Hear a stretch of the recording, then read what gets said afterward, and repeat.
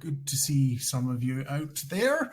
Welcome again to Saviours RPG, our weekly Dungeons & Dragons stream for this, which is episode 7 of our current storyline, Patchwork.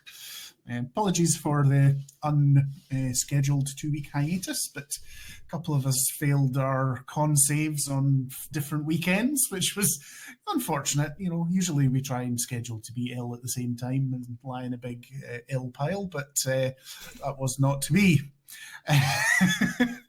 As ever, you can find us here on Mixer and on Twitter.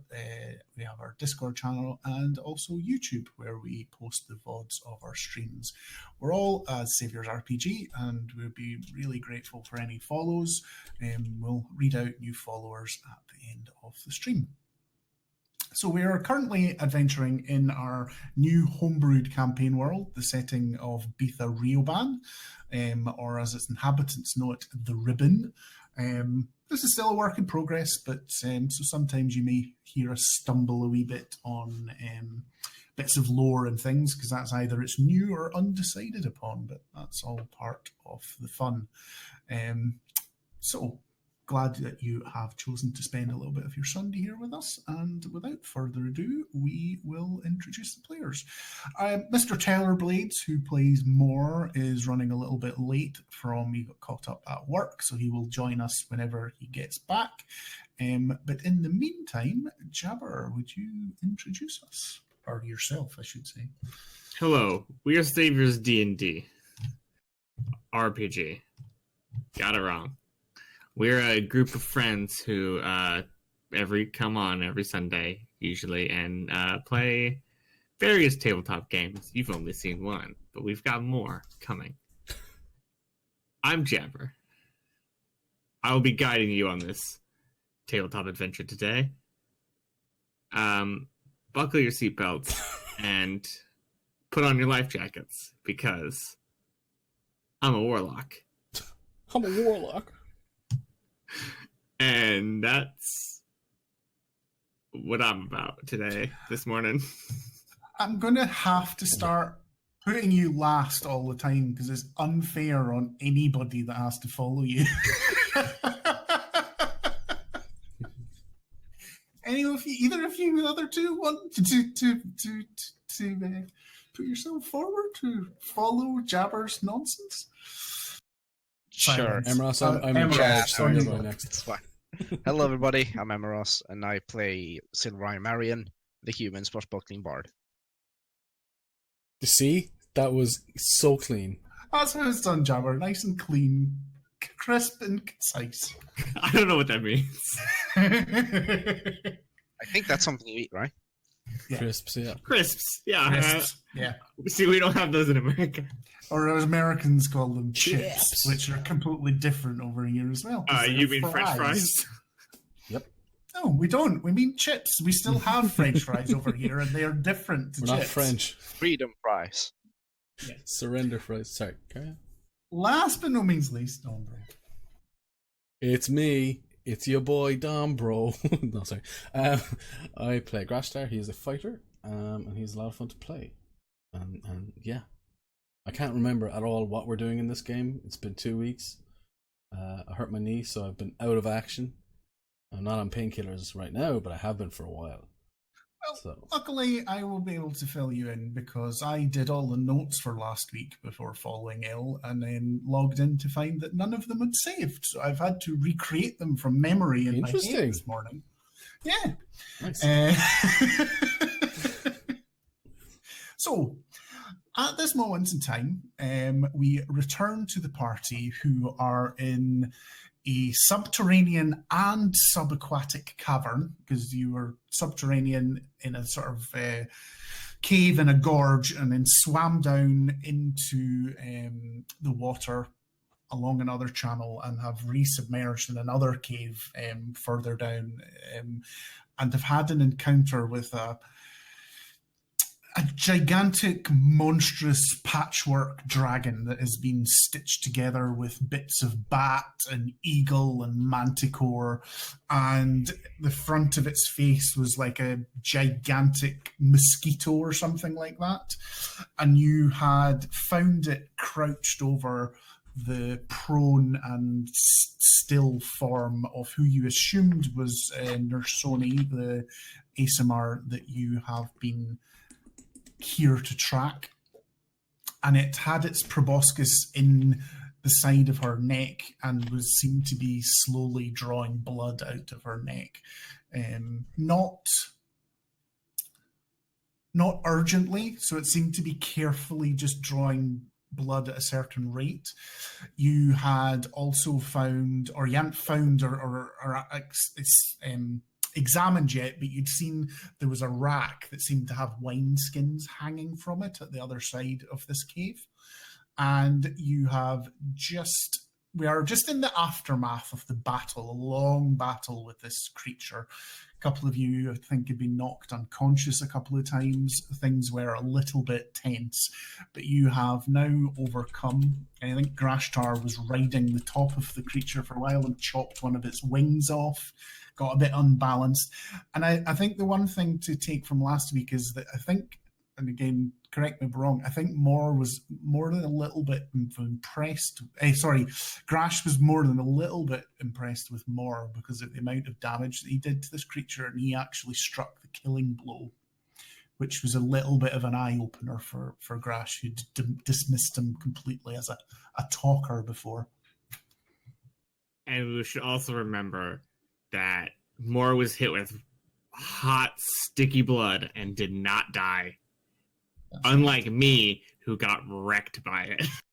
That's correct. That's the other thing that yes, he took a huge hit. Hot blood. Yeah, that's right. I'm just trying to remind myself.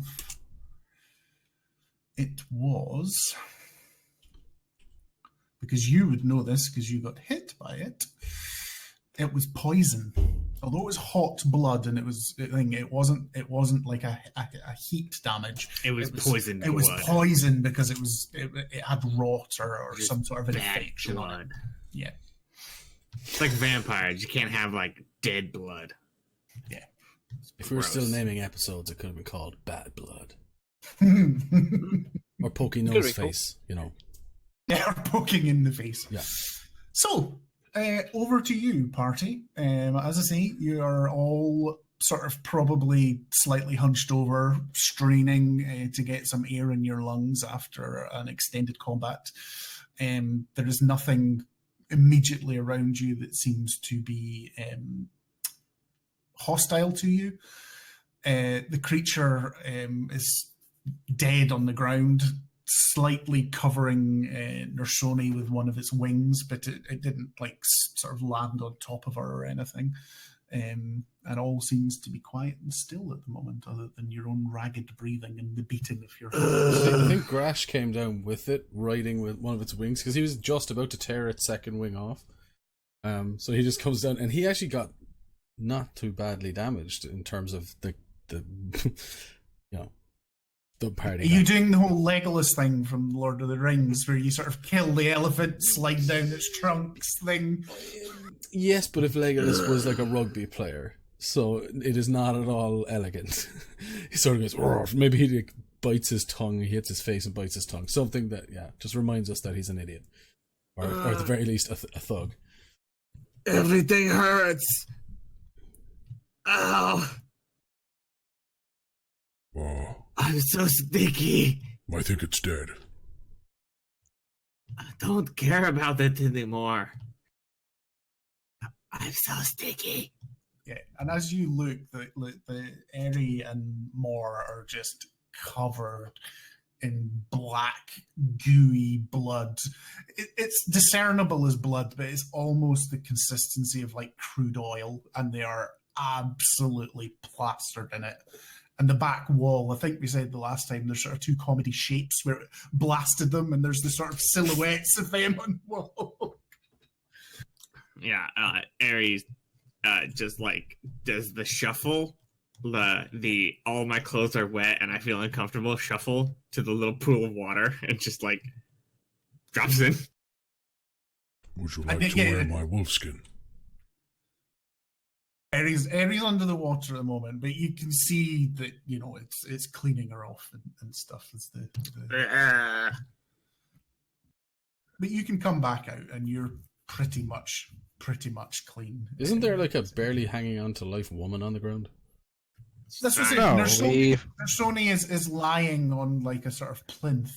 Wait, she got we healed like her. five One of the times. dragon's wings Yeah. sort of over the top of her. She got healed It's not like 5 hurt her. times her maximum health. Okay, well, Grash will walk over to her and he will grab the wing and just rip it off. You are alive. Is she conscious? Doesn't seem to be. But she ran away before, and now she got a wing on her head, and now she's. Did 'Cause we Oh, saved she her. did sorry. run. She Yeah. did Yeah. run, We healed she her and ran, she did ran she? behind some rocks. Sorry. I have misunderstood, misremembered that. It's fine. There's several universes going on at once right here. Yeah, no, You're that's spinning fine. plates, man. It's fine. Absolutely. So I think in that case, she will sort of come out and I think she will be quite confused and not really know where she is. Very, very pale. Obviously, at the moment, I think we've still got Silver Eyes dancing lights as the light source for anyone in this room. Oh, I cast light. Oh, you cast light as well. Just so we have more light. Just Yeah, That's fine. because dancing light, that's not a good source. it's a bunch of candles. So it's like, all right, Essentially. What was this woman's name again? Nersoni. Dewdrop head. Hey, the Dewdrop told us to come help you. Harry says, spitting water into the air, and then down No. under. A pixie, an invisible pixie on Grash's shoulder says, Marion Excuse will me. walk up to the somewhat scared woman. I think as you walk towards her, she sort of backs away, and as you get a wee bit closer as she backs away, but you can see there's a sort of confusion in her eyes and in her face. Hey, She's just sort of holding and shaking her head as though trying to shake away some sort of clouding of her mind. hey, you must be Nersoni, right?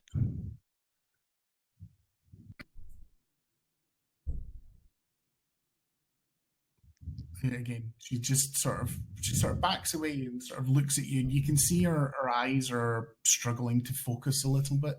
I will bring She down. eventually sort of bumps into the cave wall and just sort of slumps down. Marion will stop in place and bring down some of the lights between us, so there will be at least some sort of direct lighting between us, so that she can see that I'm not one of the monsters, at least.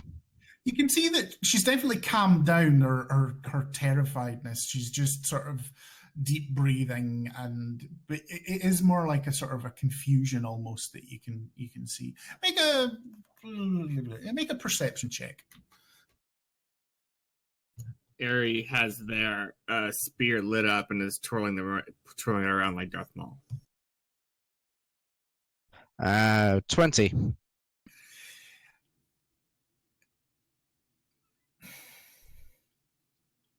Yeah, Silver Eye's been around a bit. If anything, actually, give me a medicine check as well.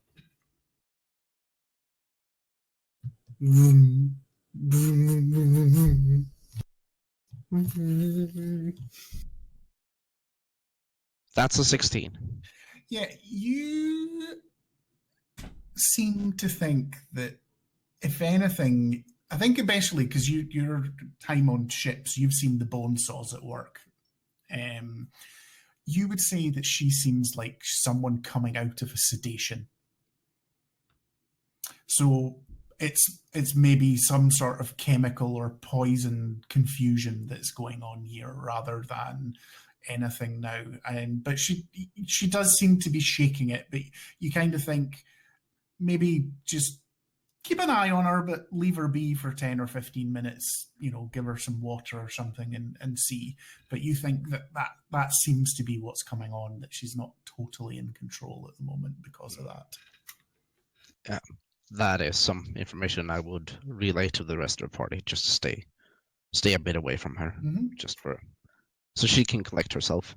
And I think at this moment we'll sort of say, because Terror's not here, we'll say Moore's just sort of investigating the creature or something, because that's the sort of thing that he's very interested in, and how things work and things like that. Oh yeah, he would, definitely. I'm gonna check out those bags. Check out the bags. Yeah. Yeah, make an investigation check.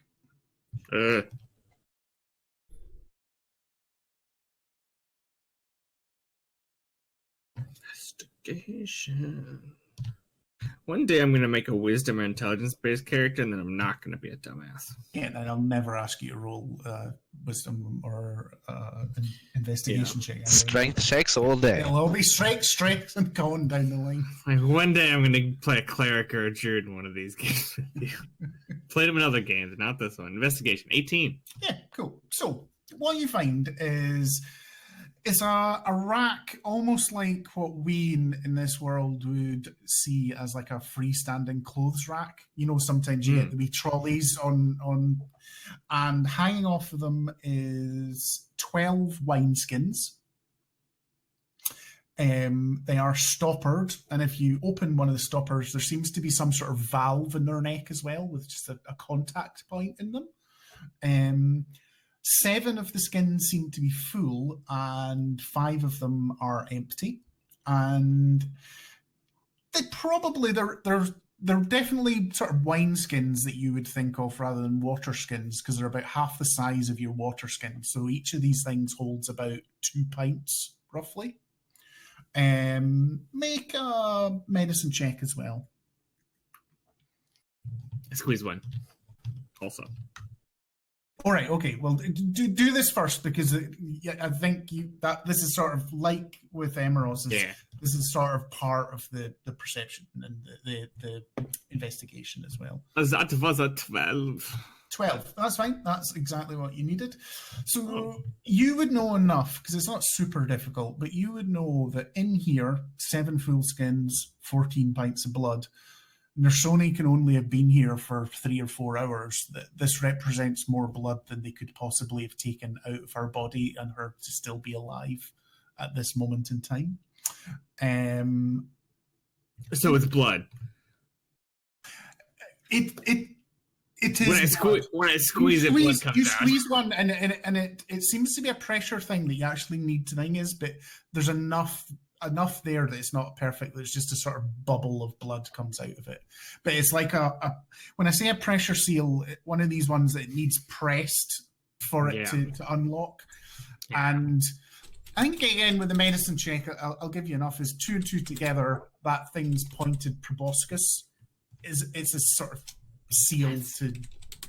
Does it blow my mind at this insane high level of technology in this wineskin? It's not that high level of technology. I mean, it's not normal to have in a wineskin. It's not normal to have. It's not normal. Yeah, I wouldn't say it would blow your mind, because it's not so mentally advanced, but it's definitely not something that would normally be. This universe doesn't even have toilet paper rolls. What do you expect? You don't know that. That's never come up before. Oh, you're right.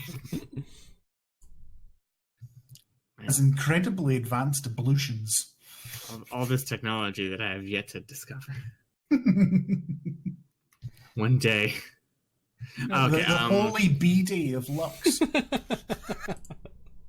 One day I will discover what this world has to offer. Yeah. But now it's pressure-sensitive wineskins. And or blood. I suppose you could just call them bloodskins.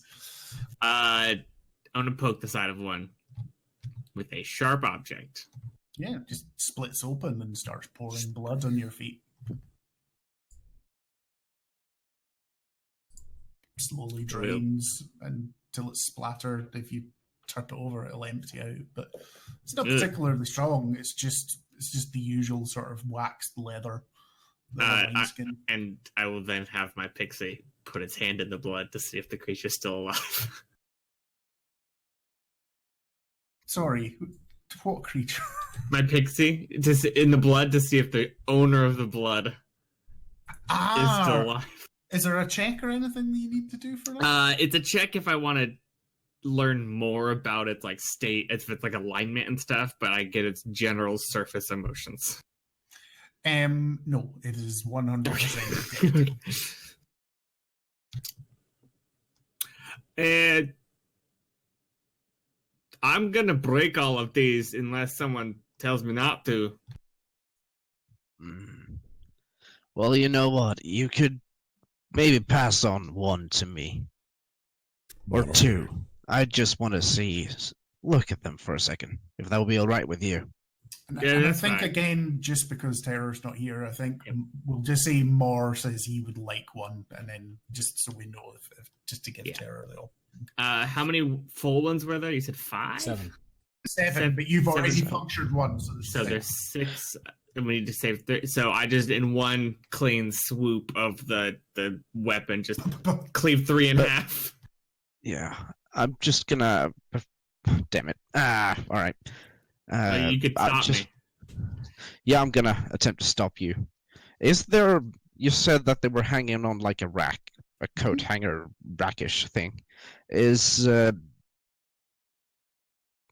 obvious that things have just been sucked to them? Or are they going tubes in both directions? Like a transfusion thing? There's no tubes or anything like that here at all. Nothing. Nothing. Make a medicine check.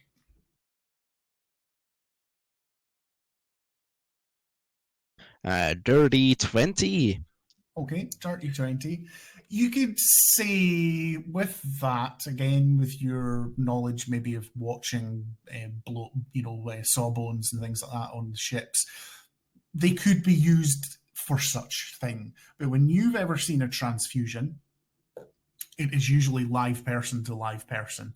There's no technology that you are aware of, even with the dirty 20 in this world, where blood is transfused from packs, like a person devices. To a pack and then back to a person. All right.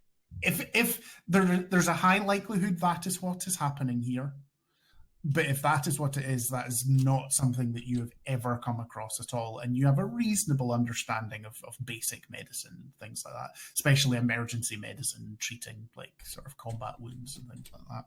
Even if you're unable to do it, you're still, it's like me. I know a bit about medicine, but I couldn't do some of the things I'm aware of. That's no, totally. Yeah, no, it was just more the idea of, was something being pumped to her or from her? That's what I was asking. I think with that, you can get the same understanding that Eri did, is that it seems to be quite a neat seal with the needle-like proboscis on the creature. So it's maybe like the creature was drawing it out of her, then putting its proboscis in these and putting its stuff in. It's stuff in her.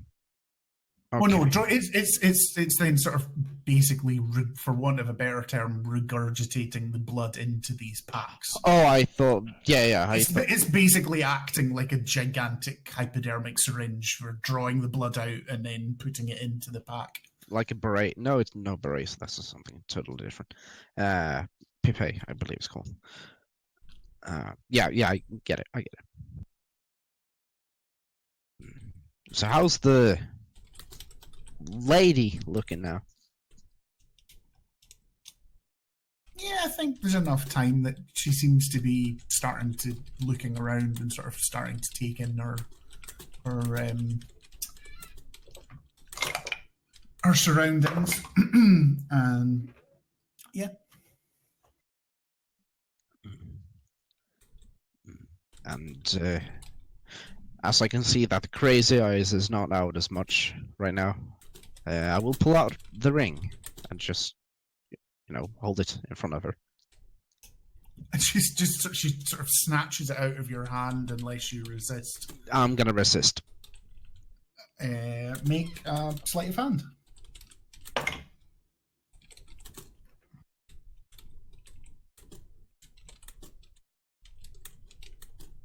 Jesus Christ. I'm getting another dirty 20.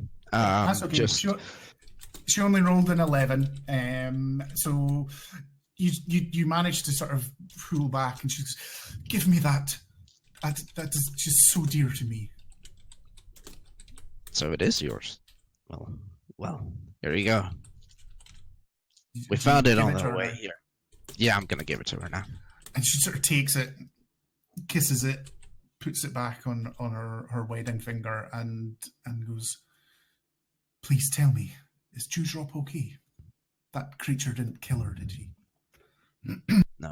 No, it's actually thanks to her that we had at least some idea where to look for you. She asked us to find you. Praise looks. Yeah. So, How long have I been What? here? I don't understand what passage of time has happened. few days, I believe. If you know, it's been 36 hours since she was taken or something. Oh like yeah. that. Oh, So, like, sorry. Oh, he would say no, like it's okay. a It's couple been a of while days or because something. yeah, that's fine. He would not bother with hours. Just a few days. And I think she then goes and then sort of says, "Where am I and who are you? How do you know Dewdrop?" Let me introduce myself. I am Silver Eye. My name is O. Nice. Silver Eye Marion, and these are my companions. And that big guy over there is my partner. Oh, it's good. Hello. Okay. She sort of They can introduce themselves later. gives you a bit of a look, but just because you look a bit scary to her. He's carrying a with what wing she's as well got. at the moment. Yeah, just like, and then she looks over to Moore, who's still covered in blood, because again, although Terror's not here, I think Moore probably wouldn't have jumped into the water the same way Harry does, and he would have been like sort of sees. I can imagine him almost like sort of up to his elbows in the sort of monstrous creature covered in the blood. Sounds like him. Yeah, well, Dewdrop must have certainly asked for your help for a reason. And she sort of looks over at the bits of the big creature that's there.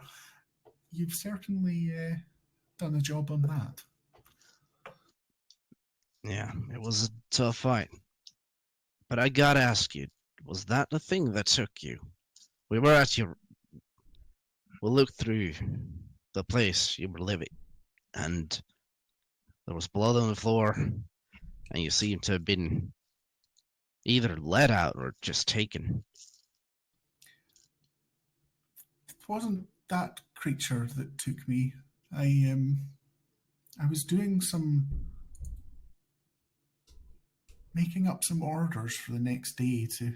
Dewdrop's been working so hard, and I thought I'd try and get ahead of the orders for the next day. And I heard a creak on the floorboards behind me, and I thought it was her coming down to take me up to bed because I'd been working too late.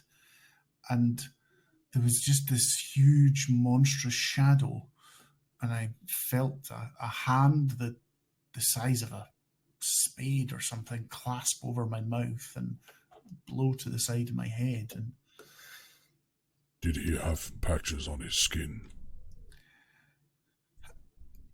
yes, although I didn't see at that time. He was in shadow. I just had one light on in the corner. But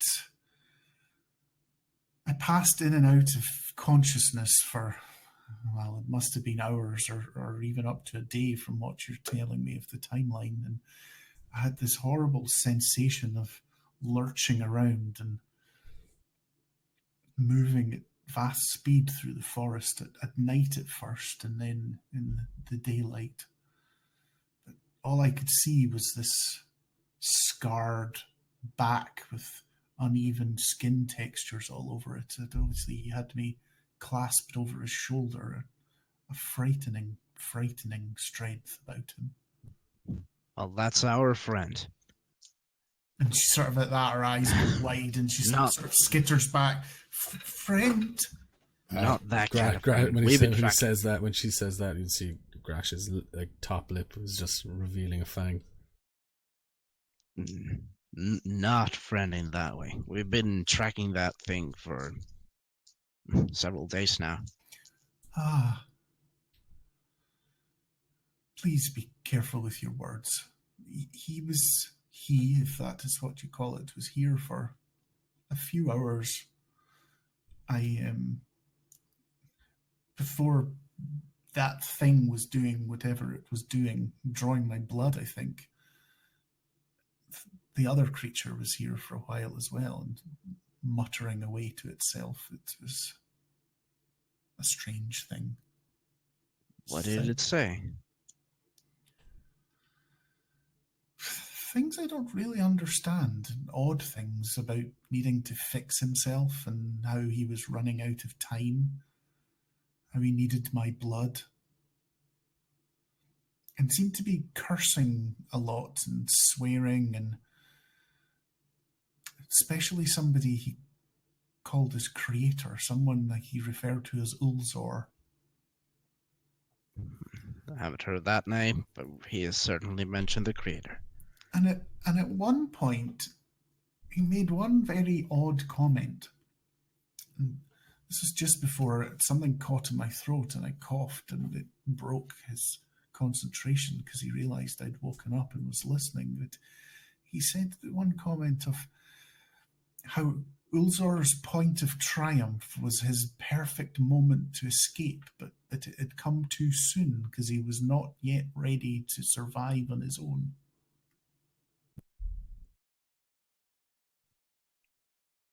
Yeah, I have no idea what that means. He's a strange creature, that one.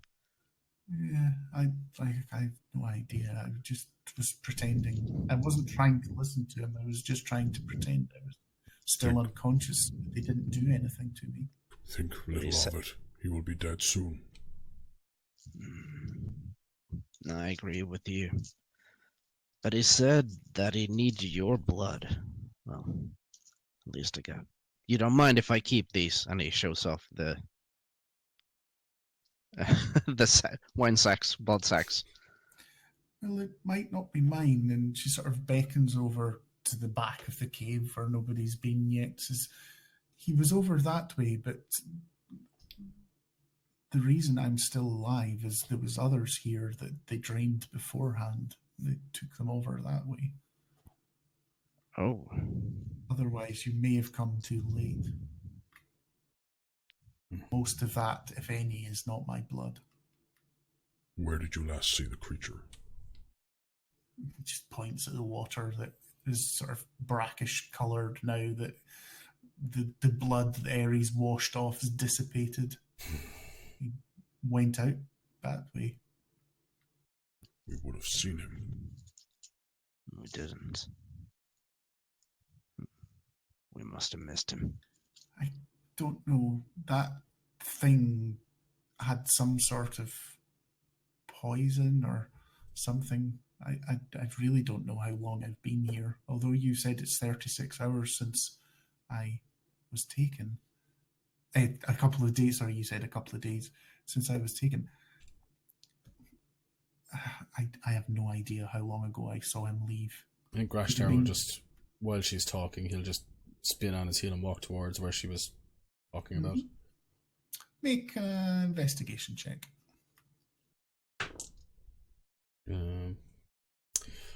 I forget how to play the game. Okay, so it's just flat 15. Yeah, that's fine. So you find two things over there. You firstly find an area with a little bit of a fire, as in the cold remains of fire. So someone's taken boulders and like made sort of a camp fire place to keep it neat. Put your hand over it. There's no heat left in it at all.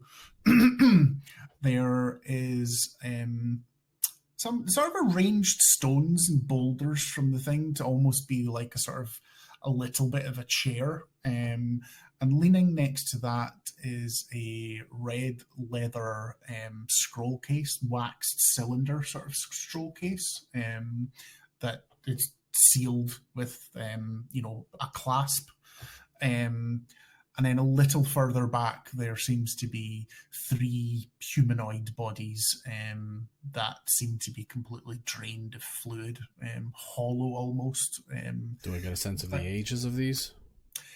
Difficult because they are desiccated, almost mummified. I get what you're saying, but I almost mean skeleton length, or you know what I mean, like actual proportion. Oh right, sorry. They all seem to be human or human-like and adult. Adult, okay.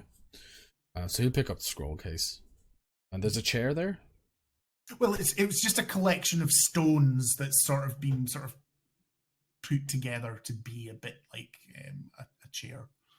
He'll sit on the chair wherever it's pointing.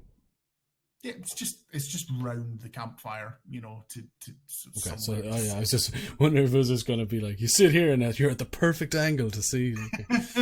Whatever. I'm playing Skyrim. Yeah. All right, well, he gets up. Actually, we'll take a closer look at this scroll. Does it just, he wouldn't be the most arcane, knowledgeable about the arcane. However, does this just look like something that you might see as a genuine normal scroll of? Well, what you get at the moment is a leather scroll case. So it's red leather that's waxed, and it has it's sort of obviously fortified in some way because it doesn't. There's not a lot of give when you sort of try and sort of press it, and it has a cap on one end that has a belt and a clasp over it to shut it tight and seal it. I think he's just going to open it. Mm-hmm. So open it up. Fireball to face. No, not a fireball to face. There are 3 things in there. The first one is a rolled up. Well, actually, sorry, it's a single thing, but it's several pages, I should say. Okay. It's a rolled up parchment booklet, and the front page is very blank, but it just says on it. All right, sorry. No, we just lost the thing. We're back. No, it's okay. Okay, right. Yep. I'll catch up in a second. Hello. Hold on. Robot. We robot a little bit. Robot since Terra came in. Are we back? Hang on. Robot. No, I'm not back yet. Sorry, guys. Discord is being all Discordy today.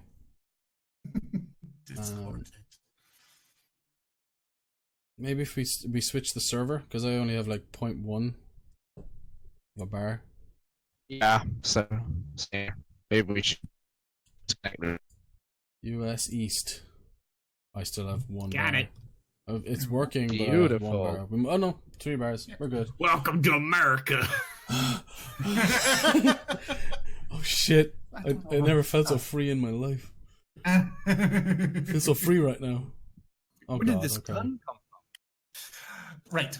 So, Grash has just picked up the scroll case, opened it up, and found inside it was a rolled up parchment booklet, and it had a title page that was quite bland, as in it's not got lots of neat scroll work or anything on it, or pictures or anything, and it simply got in hand-drawn script, but quite sort of flowing script in common, a title of Treatise on the Nature of the Body and How to Extend Life. An investigation by Ulzor the Assiduous. I think Grash is just clearly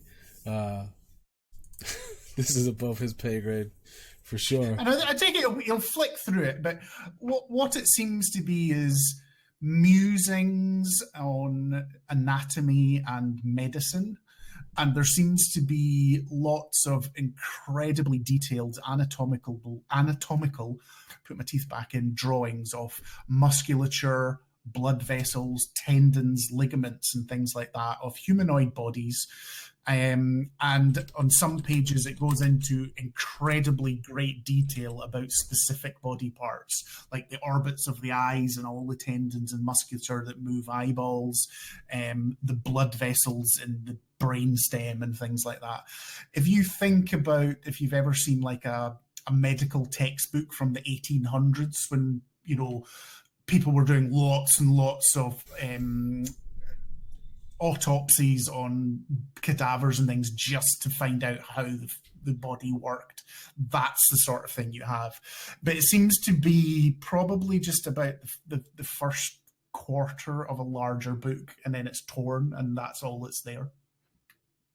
I think he'll put the scroll back up. Just close it up, clasp it off. More. No. Catch. And he'll just throw the scroll towards him. The scroll case towards him. What we've said, Terror, just to keep you up, is Moore has just been sort of investigating the big creature, and he has taken one of the skeins of blood that was found hanging at the back of the thing. It seems like this creature's proboscis was drawing blood and then putting it into these wine skins that has a pressure seal on them. We just thought we'll give you one just because you weren't here to decide whether you wanted it or not. So get rid of it or not as you wish. Mine.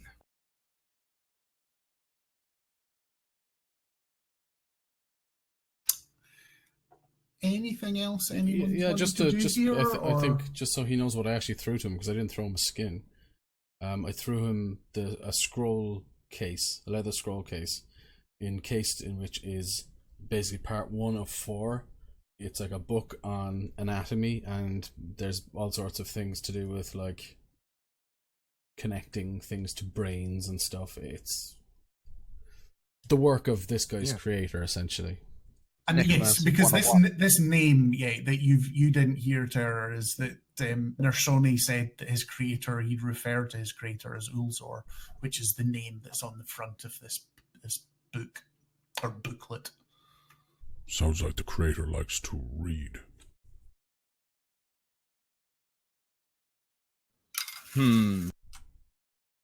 Have I ever heard this name before? Actually, Jabber might want to do a history on that. 4,000 years old. Have I heard of his name before? Both of you make history checks, but at disadvantage. Fair. It's not impossible, but it's Improbable. not likely. Yeah.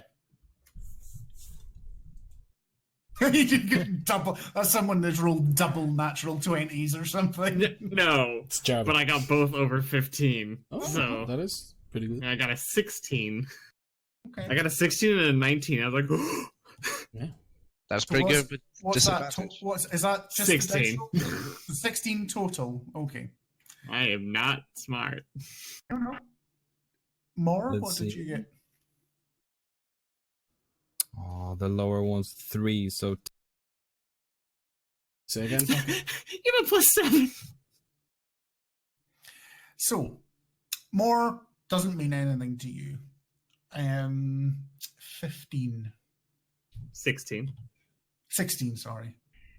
Well, in that case, you know his whole life story. No. You knew what he had for breakfast.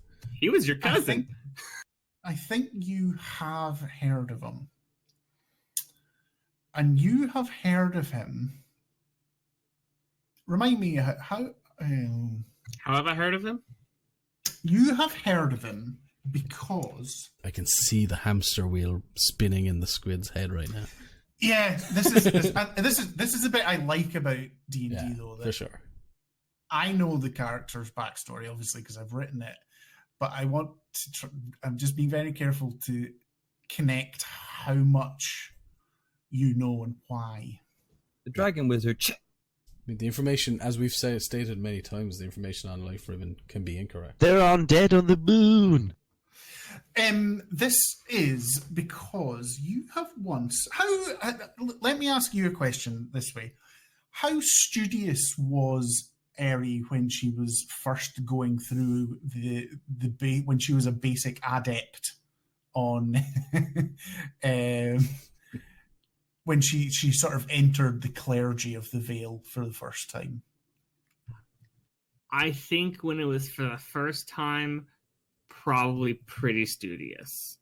But as time went on, this personality developed. Right. Of I'm better than everybody. In that case, that answers my question, because maybe this came up in one of your history sermons or something about probably when they were talking about resurrection and reincarnation and such like. And it was maybe through the transition when you were a little bit studious. You had one ear, but the Eri we now know was sort of starting to win out. And this person, Ulzor, had once been a member of the clergy of the Vale and had been expelled for attempting to control life in necromantic ways. Holy shit. That's a connection. Heretic. Basically. He puts the romantic in necromantic. and I think if you'd rolled higher, I would have given you a wee bit more. But I think because it's a very tenuous and very small thing, that's about as much as you can remember. I wonder if there's like an Amazon genre of neck romances. Yes. All about Almost neck certainly. romance. Of course there there's is. definitely going to be like a fanfic thing on. Yeah, if you've seen the Bigfoot or books, something. wow. Have you seen any Chuck Tingle books? We stop there and we move on. Yeah. Yeah, I was about to say, we're about to fall down a hole. Let's not. He's got a I have a- podcast. I have a self-published. I listened to his podcast. So that is what you get. So Eri has a little bit of an insight that this is not the first time that she's heard this.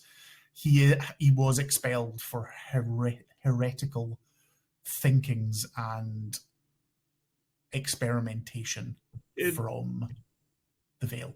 Did you say Ulzor? I was over here stabbing blood. Did somebody Yes. say Ulzor? Yes, I said that. The woman said that. That was he's probably dead now. He's real old. Is he over 4,000? If he's still alive, yeah. So he's your age. No, I think he's dead. Not many people get to my age. And in that, I think Nersoni sort of pipes up. I'm sorry to say, but that was one of the other things that the creature was saying, is that he would get his revenge on him. He knew where he was. He's real old and probably real powerful then. Because I'm real old and real powerful, and if he's older, he's just more powerful. Moore opens up the scroll case and just begins pawing through the papers. Is there any personification of what a person is supposed to? Sorry. Make sure to keep your finger down for like a couple of seconds after you stop talking. Sorry. Say that again. Sorry. So personification. How do you mean? Just to give me a wee bit more of an understanding of what you're looking for. The quilt man said that he was imperfect, essentially, right? He needed to be fixed, right? He said fixed. More can make assumptions if he was meaning cosmetically. Yeah. But he never said anything more specific than I need fixed. Yeah, but he also gestured towards himself. He did, yes, he did this. Yeah. Yes, he did. Yes. Yeah. So he wants to sort of paw through the papers and see at least from this portion of knowledge, how different would he at least look to these creatures within the anatomical view? I mean, well, make a medicine check. At the risk of turning this into an episode of like ER or something, or like My- House. Oh, I didn't catch the number there. You cut off a bit. 10. 10. I think 10.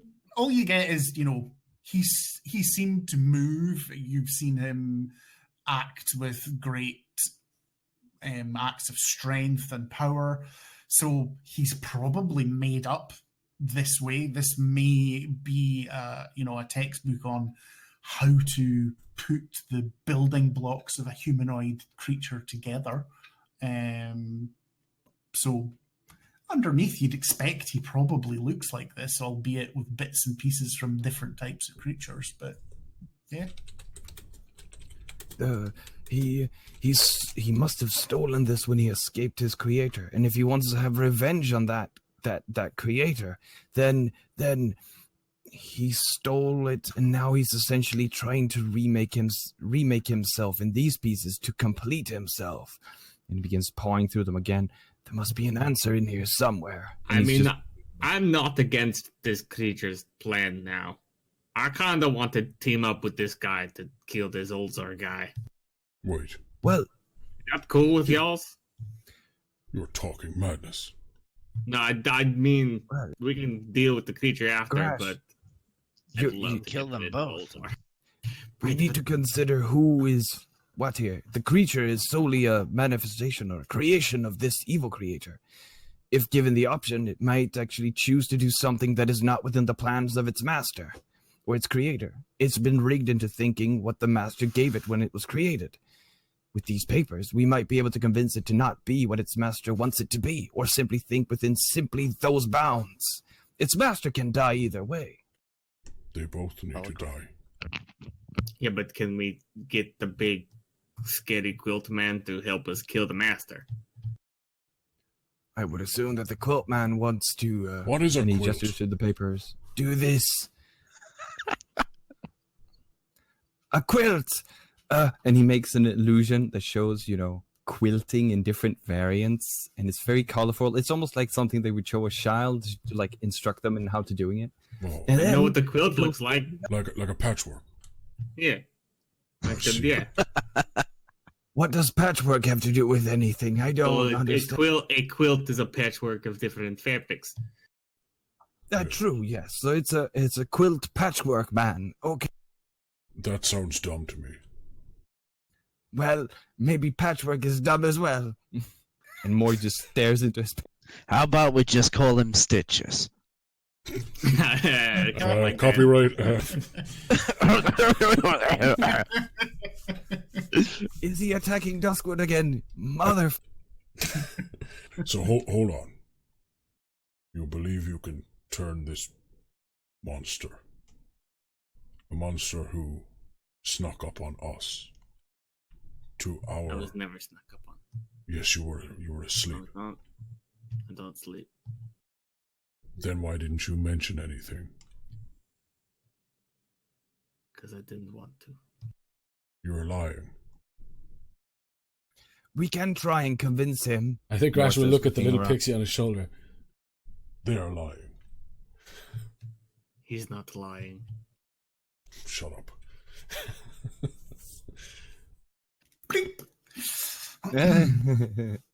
No, he won't do that. We can try and convince him. These papers at least give us an in to who his creator is, or at least the line of thinking to make him. Or We where can he turn is. the creature on the creature. Well, Well, I think Grash will sort of turn to Erythea. you mentioned you knew of this creator. Oh yeah, he's like, I wouldn't call him evil. In like, he's not like making undead. That's like bad. That's bad. He's trying to control life with death, which it Sounds- probably makes undead as a side effect, which is bad idea. But like sounds pretty evil to me.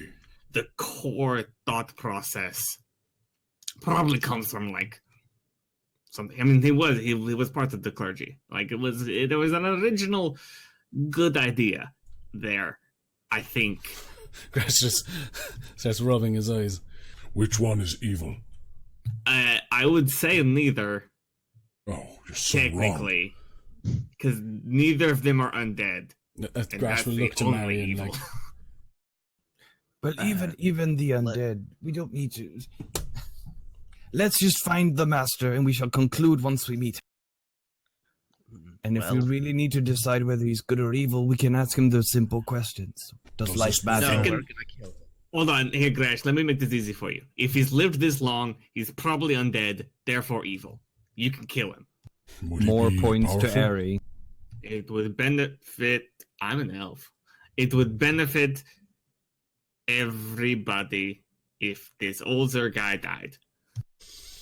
Well, let's put it like this, Crash. If he made this big thing, he's probably very powerful himself.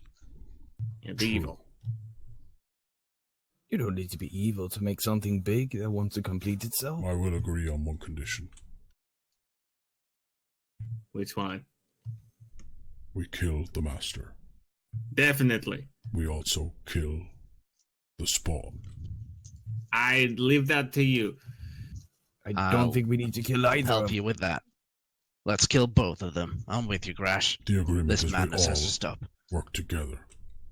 I We will. don't need to kill either of Yeah. them. I'll You, assist broken on the, bird. on the and spawn. he points towards the woman on the ground. you can fly home. I don't.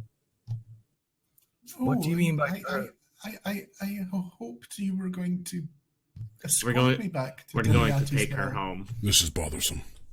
There's only one way out anyway. It's the way we came. So it's like, why are we're gonna just take her back? Well, he's probably right. We should. Well, come to think of it, Marion cuts short and walks up to Grash. Well, this big thing seems to have had an interest in this particular woman, yes.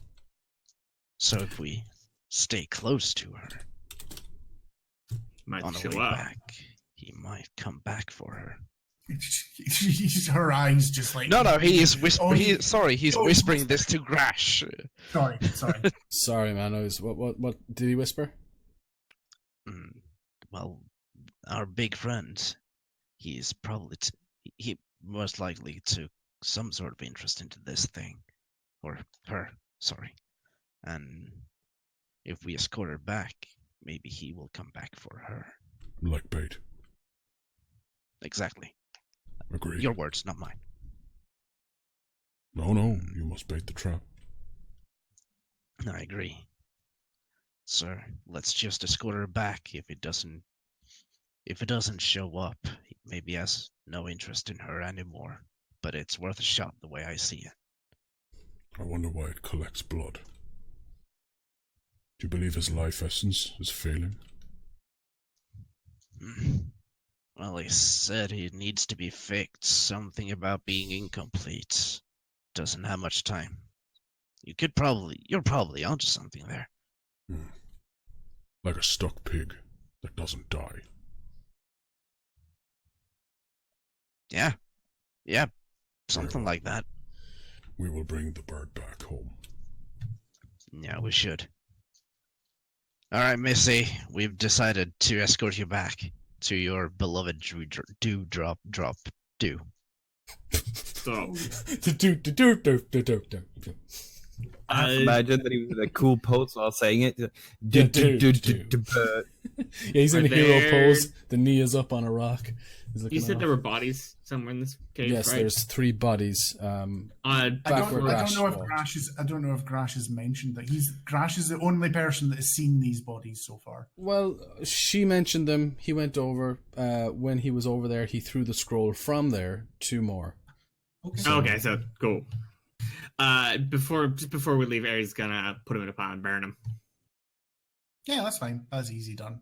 And that They- also they- it also You- sets when up this you're whole when cave. you're when you're moving them into a pile, you feel how light they are because it is just almost like humanoid jerky. You know, there's no paper. there's Human no jerk. yeah, there's no fluid in there at all, and obviously most people are like Welcome to the island. water and fluids. So yeah, Ari No. will do a light prayer to the veil and ignite their bodies, which also sets this room up for the next person to come in here to have no oxygen.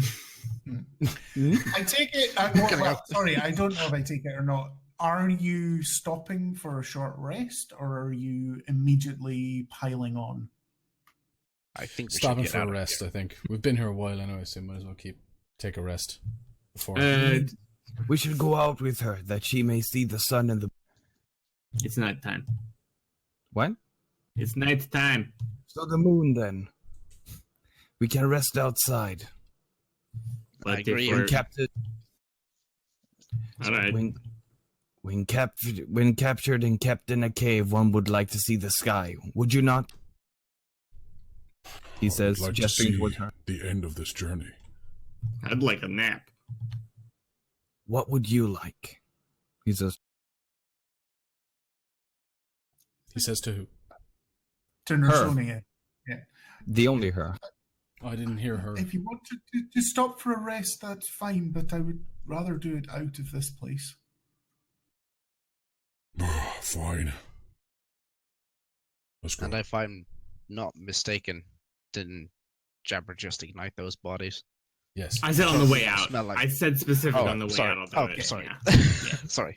It's fine. I would have allowed that. That's not a problem if you decided to stay.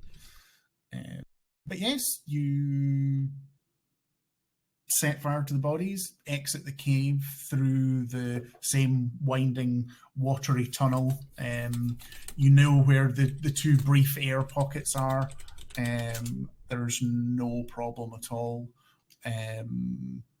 You get out uneventfully and are once again back in the gully where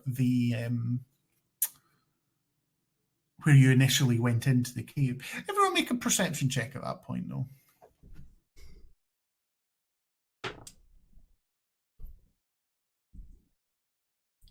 18. 17.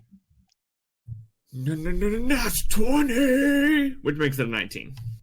Yeah, I said 18, but I don't know if you heard me. Yeah, I did. So everyone apart from Moore, you smell the faintest smell of burning flesh, and if you follow it for a minute or two, you'd see the ever so slight wisp, just a wee faint, not like pouring out. There's ever so slight, small amount of smoke coming, which is quite clearly from the bodies that Eri set on fire. So there's obviously a little bit of natural oxygen getting down there. It's not like a tunnel, it's not like a chimney or anything, but there are obviously small cracks and fissures in the rock that some of that smoke is escaping. Shame. I was going to create an afterburn and explode the tunnel. Open the door, backtrack. Yeah, I was gonna backdraft the tunnel. Get down! Wow. Yeah, that's fine. Because also I was thinking about if you burn the bodies, as the oxygen depletes the room, the water levels rise as it counteracts with the vacuum function and So basically just flood the room too. Yeah, Well, but not anymore. let's find some. I assume it's closing in on nighttime, if it isn't already night. So let's find some Yeah. place where we can stay. And you can quite easily, because you've travelled this way on the way, you can quite easily find a nice spot to Set up camp. set up camp. Yeah.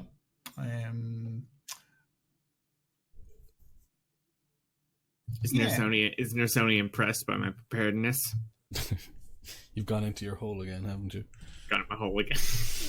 She takes her turns, kicks you out. Yes.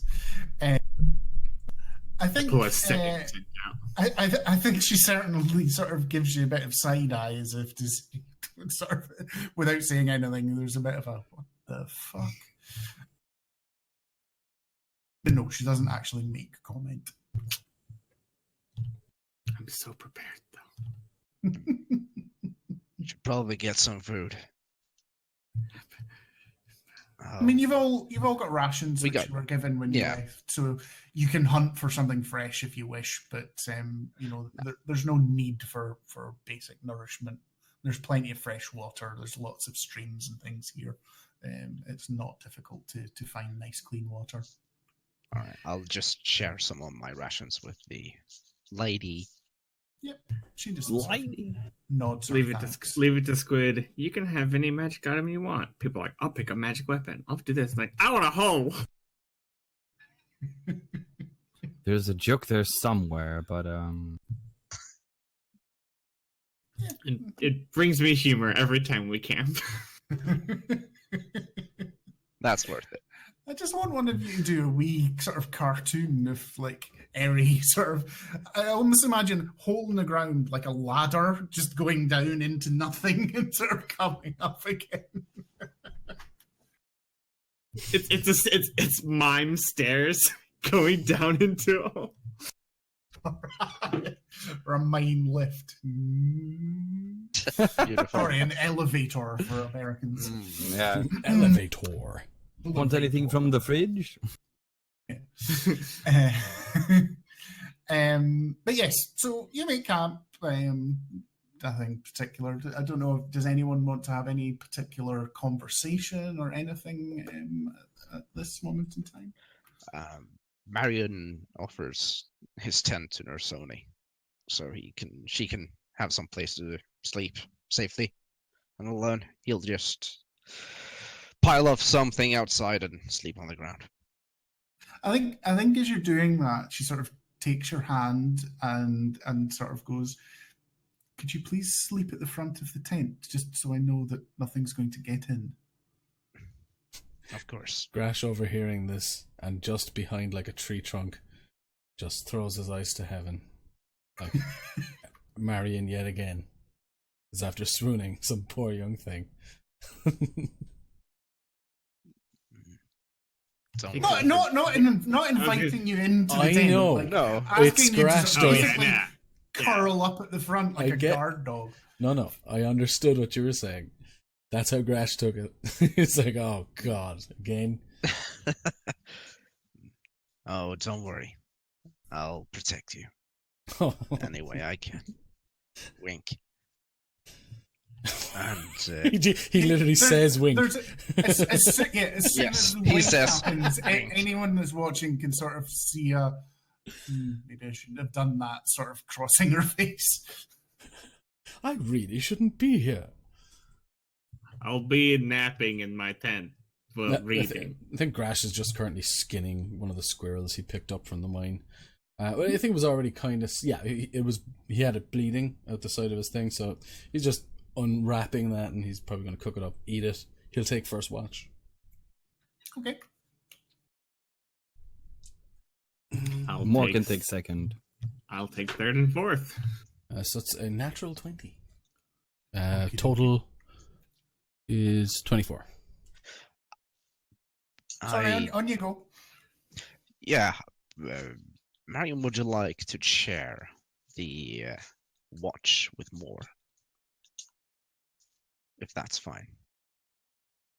You can choose to do whatever you want. That's not a problem.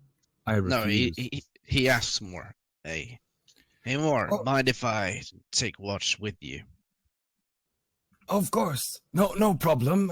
We can watch together. We can also inspect these papers together. You have keen eyes. You can help me with these papers. Speaking of eyes, and he goes back in. Yeah, good. All right. Good. Okay. So on Garash's watch, I think nothing particular happens. I think you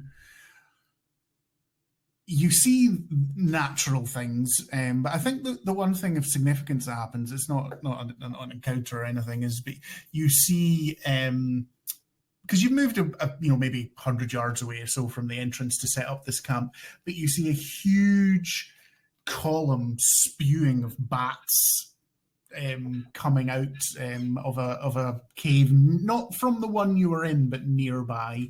He doesn't have a chance to like grab one. No, they're not that close. They're no. There's no. I mean, It's always like, if you've got a crossbow or a short bow, you could potentially try and shoot one, but they're definitely not close enough to grab. It's mainly for the meme.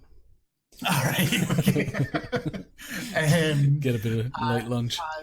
I don't know how Grash feel, whether he's like awestruck at nature or whether he's just like bats. He knows of bats. I think the desert holds certain cave systems that has bats, so he knows that creature very well. But it's quite a high concentration of them. But the spectacle itself of all of the bats, yeah, for sure, he will be interested in that. He'll also be looking for something that might have disturbed them, because though he knows bats, he wouldn't know as much as like they all go out at night together. So maybe he'd be looking for something that might have spooked him. Yeah, see, he knows less as you as a player. Sure, it's just that time of day where they all go, let's go eat. Yeah, dusk time. Yeah. Absolutely, that's not a problem at all. But the rest of your watch is uneventful. So Mor and Marion are the second watch. Did you want to speak to Mor or something, Marion, that you've requested to share this watch time with him? There will be some, yes. Just I think this is the time for that. Yeah. I assume they're, roundabout, just watching the camp. Mor's probably into the papers more than Marion is. And he comes over and sits down. So what really are you looking for here? Well, I'm looking for connections between this, and he points to the paper, the connection between him and these. He's using the things that make him, one would assume. So I'm trying to figure out, on one end, how he was made. On the other end, what he's trying to achieve. At some place, he must have the rest of the. Or maybe he doesn't, and that's why he's stealing things and experimenting himself. Maybe so. Finding his master would allow us to find out more about him and his creation. Well, Or that it. Well, that really doesn't interest me that much. And that's something I wanted to ask you about. What is your deal with this? What makes you have such an interest in these two? Well, and he puts down the paper, we automatically assume that it's evil because it does things that we conceive as evil. But it doesn't necessarily understand that what it does is evil. As like you can see at these papers, it was constructed by someone with a goal. And like most parents, their ideals carry on to their children. It feels imperfect, and now it's making imperfect things to perfect itself. Maybe its master contains the same. I am trying to figure out why this was made and why it's making more. These things, like it, doesn't necessarily need to be evil. I have met many great evil things that now are not in that same vein of evil. I am trying to figure out what it is and why it is the way it is. I want to stop it from keep maintaining such, deadly acts against living creatures. And he kind of crumbles the papers in his hands a bit. I want to understand what keeps it going. And if I can take it somewhere where it can realize its own ideal of living without killing or causing harm. None of this would have needed to happen if it was in another environment. Well, you don't know that for the first thing. And as you said yourself, he has been created. And as you said that, Marion pulls out his cutlass and shows him. This is, as you can see, my sword. It is a good one. And it's been forged decently at least. But if it wouldn't have, it would have been melted down again. Destroyed and reforged anew. When your sword swings, does it think through its arc? No. Does your sword consider itself by its own creation? Not sure. Haven't asked. Well, we could ask if it had the ability to consider its actions. This being seemingly has the ability to consider what it does, and evaluate, extrapolate, and then improve upon its creation. I've felt that firsthand. If it can understand... Well, something choked me nearly to death. And bit me. Oh, yeah. Remember? It did. Yeah. Oh, yeah. You took so long. Well, could have been shorter. If it can understand what it does and can understand to make something better, it doesn't need to be destroyed. I can take it far away from here. It may never see another, well, living person, sure, but none that it can harm. I can take it somewhere where it doesn't need to cause harm, and it can live out its existence without harming anyone. Oh, It will have to come willingly. I cannot force it. Put it on the moon. Well, Shut up, voice in my head. Well, I sort of see what you're getting at, but then again, I don't trust this thing. It does it out of its own volition, as you say. Maybe it doesn't, and it doesn't see us as more than, well, I suppose it sees us as lesser, and probably would see you the same, so I would have listened to you. If it comes to understand what I can grant it, it may listen to me. Why if it comes would to you? understand... Yeah, but I still don't see why. Why it would listen to me? Well, that and why you want to do it. Well, because... And he picks up like an ant or something from the ground. All life is important, no matter how great or small. This ant can do many things, and so can he.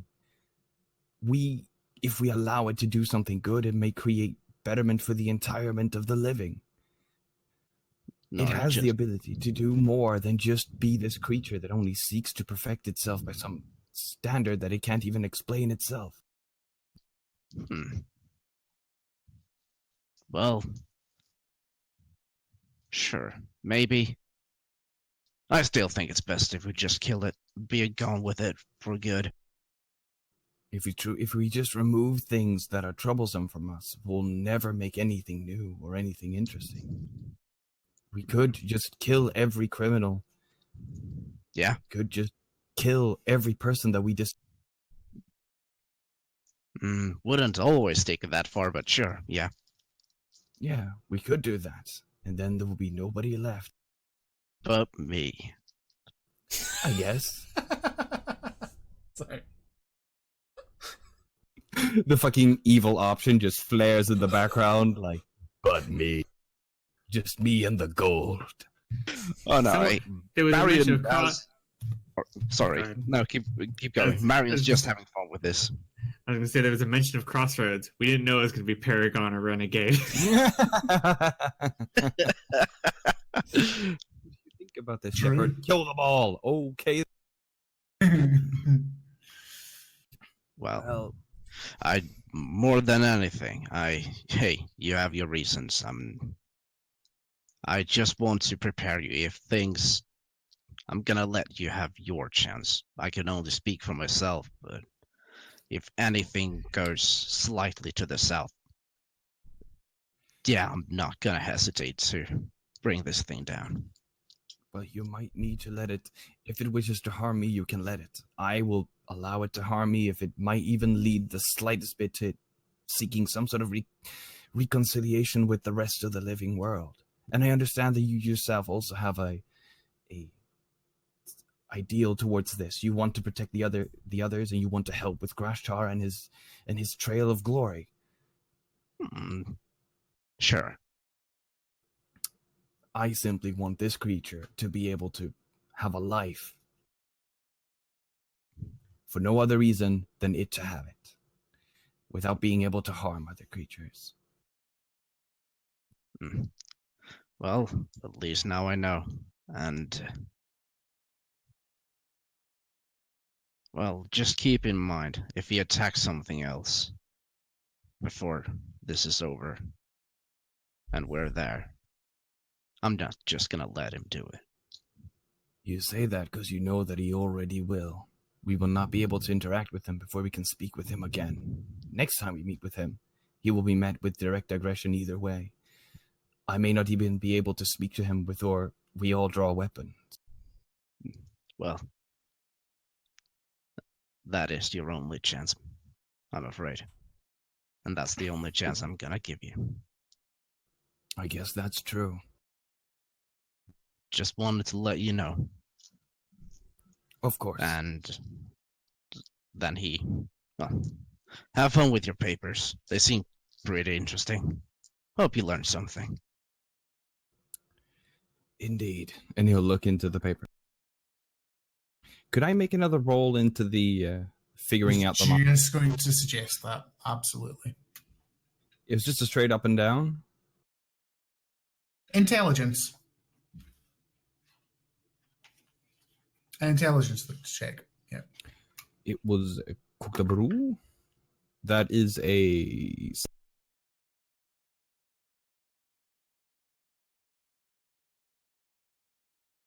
I forget, did I have that written down or did you have it written down? No, that's what I'm doing here. I'm filling in the piece of the... So that's 2 out of 5 on the positive pie chart.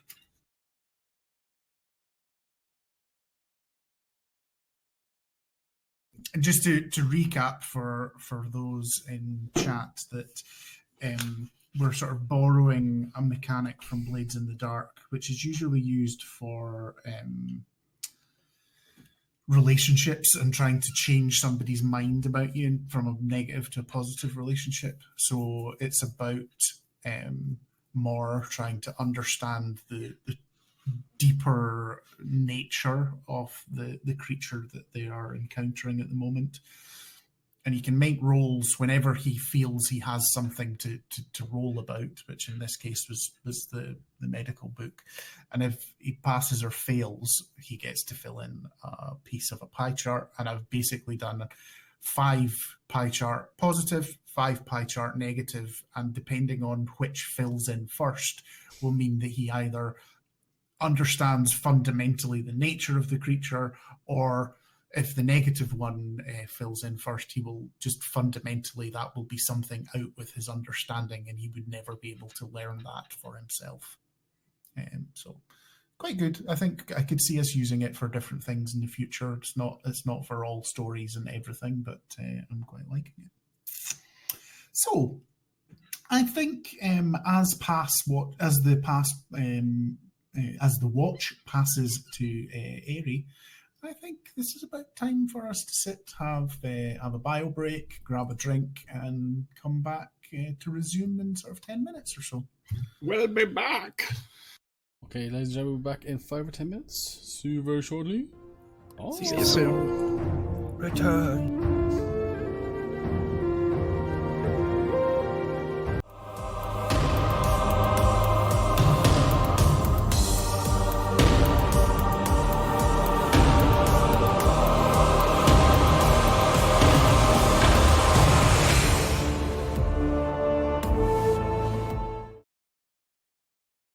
And welcome back. Sorry, we were a wee bit longer there than we said, but that was down to my aging brain not being able to remember something. It's true, he forgot who he was. Yeah. We're very It's worried. Which is quite important whilst playing games on the internet. So, Eri, it is you. You're the third and the fourth. Yes. Watch, and nothing particular happens during your time. You all wake up in the morning, rested and recuperated. And the scene is as much as is. I think you've chosen this campsite near this nice pool. There's the waterfall coming down, so it's a nice source of fresh water. There's probably some trout or something in there if anyone wants to bother trying to fish. What are your morning? Remind me of your morning sort of activities. Is it up and away? Is it a little bit of sort of stretching and a few maneuvers, or what's each of you doing in the morning? Yeah, you probably. Oh god. I was just gonna say, Grash gets up, and what he tends to do is he goes out for, like, he does stretches and things like that, and like when he's stretching, you hear just like every bone in his back crack, cracks his knuckles, and he'll swing his weapons just to get the weight of them for the day. Put them. He doesn't do too much. He doesn't overburden himself, but he's just stretching because he knows he's gonna be walking. Nice. I think Eri stretches out his old bones, does some morning calisthenics, praises the sun, well, the veil, but morning prayers, wraps up camp, has a light breakfast, just a real man of the earth.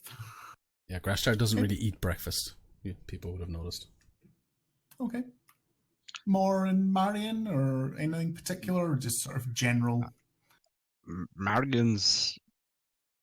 You know when you wake up late and notice that you're about to miss a school bus? Yeah, that's how it is with Grash every morning. So you're lying in bed until you're basically dragged out and saying we need to start moving, sort of thing? No, it's more he wakes up, oh Jesus Christ, I gotta get myself going. He always knows that Grash is awake before him. It's the kind of wake up it's when you wake constant up rush. and you forget the concept of humanity. You're like,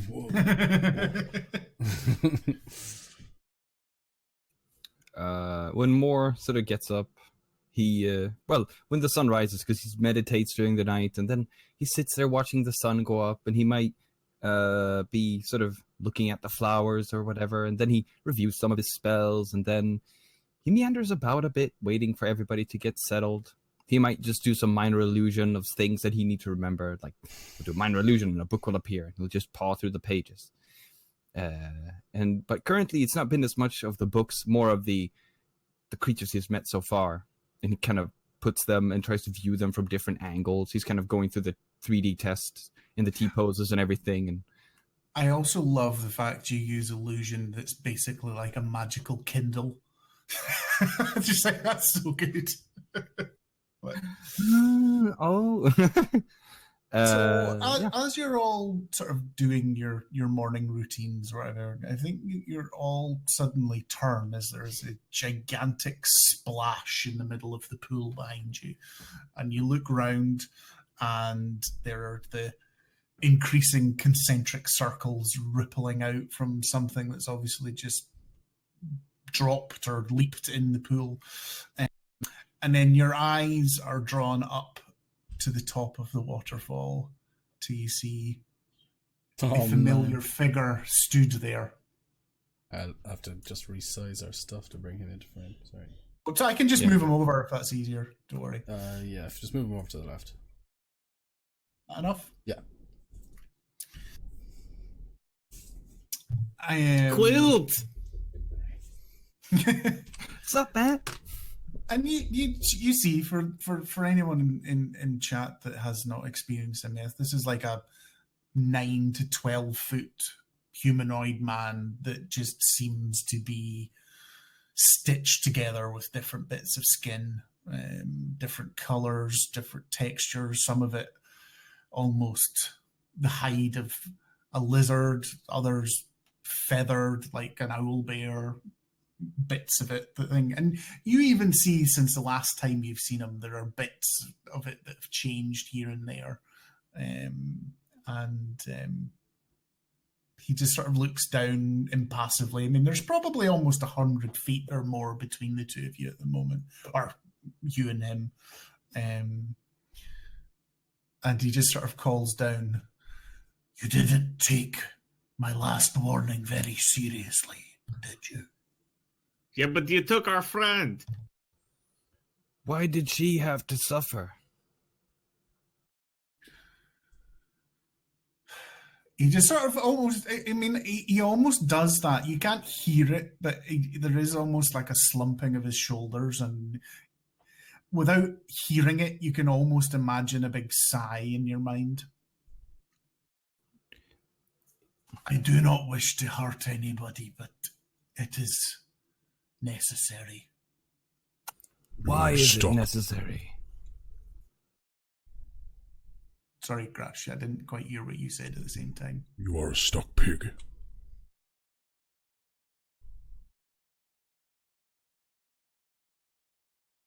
Moore will hold up the papers. Why is it necessary?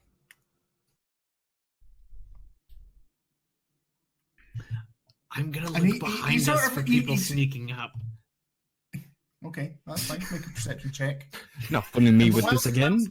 You shout at that more. You sort of see him look down at his feet at the moment, just for thinking, and then he goes, "Since you have asked, let me tell you of my becoming, and then you can decide whether to judge my decisions and my actions." Well, we still have a fire. Would you like to come and sit by our fire? Grash takes out his weapons. "I think this distance is best for both sides at this moment in time." If Marion that's... chimes in. Really? Well, we got some of your blood to share if you want. And he waves the... If that is how you feel, and he looks at the two warmongers next to him, then I think that might be wise at this moment.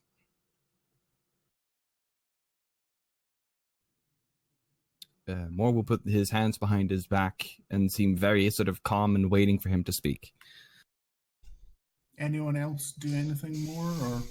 I got a 17 to look behind us. Yep, doesn't seem to be anything behind you at the moment. And it's quite clear that behind, there is a bit of a clearing, so it's not dense forest behind you, so you can certainly be very assured there's nothing within maybe 60 feet at the very least next to you. And if no one else sort of pitches up, he's silent for a moment, and he goes, "Where to start? Has there ever been a more pitiful and wretched creature than I? No. I am the unwilling progeny of a mad mage's mind. He who is full of evil and arrogance, driven by his persistent need to push the boundaries over life and death. The darkness within him, a palpable weight upon his soul, and which crushed those around him. Those he loved abandoned him until memories of them were almost lost to the passage of time. Grasping the last vestiges of those memories, he strove to replace them with facsimiles. Most of his experimentations ended in failure.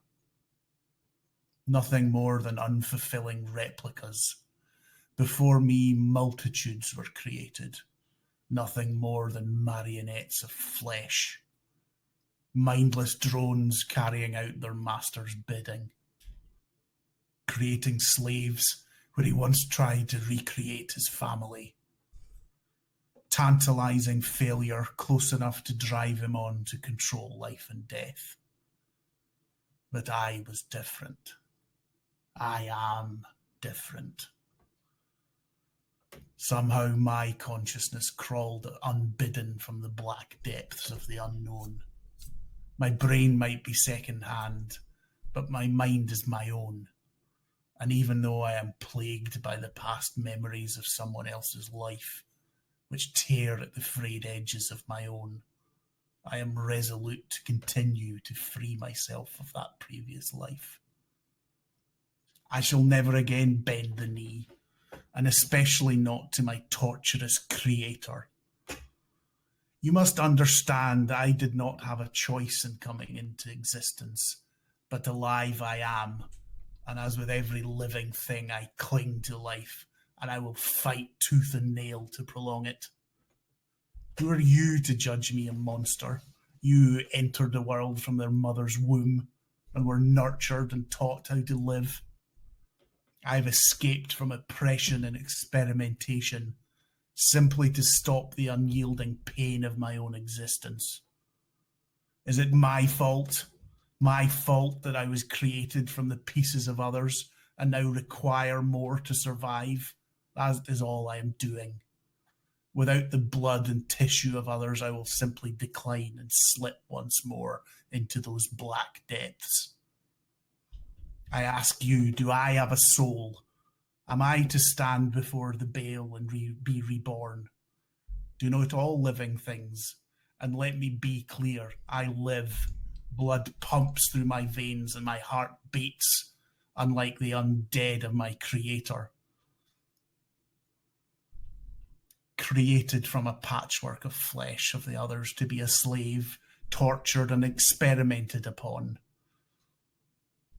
And now, after I thought I had escaped, only to be hunted by the likes of you for simply striving to continue. Is that enough? Will you continue to hunt me for your own self-aggrandizement? Or will you leave me be to live? Moore will raise his hand. What is your name? I do not have one. He never bothered. He doesn't need to bother. He doesn't matter. You can have a name. Enough. What need do I of a name if no one is there to speak with, to gesture? I am just me. Your master, he chose a great many things for you. But your heart beat it on its own, did it not? It did not beat on its own. Your mind. My mind is my own. That was not his intention. Then your He master. wished mindless creatures. Your master is not responsible for what you've done after the fact. What a pretty way you turn a phrase. But it comes back to the same thing. There is always an alternative to what you need to live. I may help you find that alternative. I know you are, and I know you seek violence first. So I shall seek peace before that. I seek a reflection for this creature. He seems to be missing. Indeed. If he looks into the lake, he'll find one. But what will he name the reflection? Have you never heard of a metaphor, old man? Of course I have. You didn't mirror. Find mine. What? You didn't find mine. But there we are. So, you have the ability to escape his bounds, and even help us end him from continuing on his plights. Why? But I simply wanted to know, what? You want him to continue making on creatures in his own vain memories and despair? I want to hear him, not you. Shut up. Thank you, Grash. I would live on. I would have my revenge in time. But on my own terms. What's keeping you from that revenge now?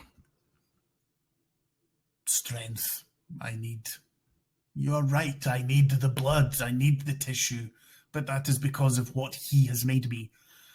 I need to kill him, and I need to take his research so I can fix myself, and I do not want to be killing and murdering people, but it is the only thing I can do to keep myself alive. And if we aid you in taking him to complete this research, you may find your way to complete yourself, would you not? If you give me help to dispatchals, or even if you then end my life, that would be an end I could almost accept, knowing that his cruelties would too be at an end.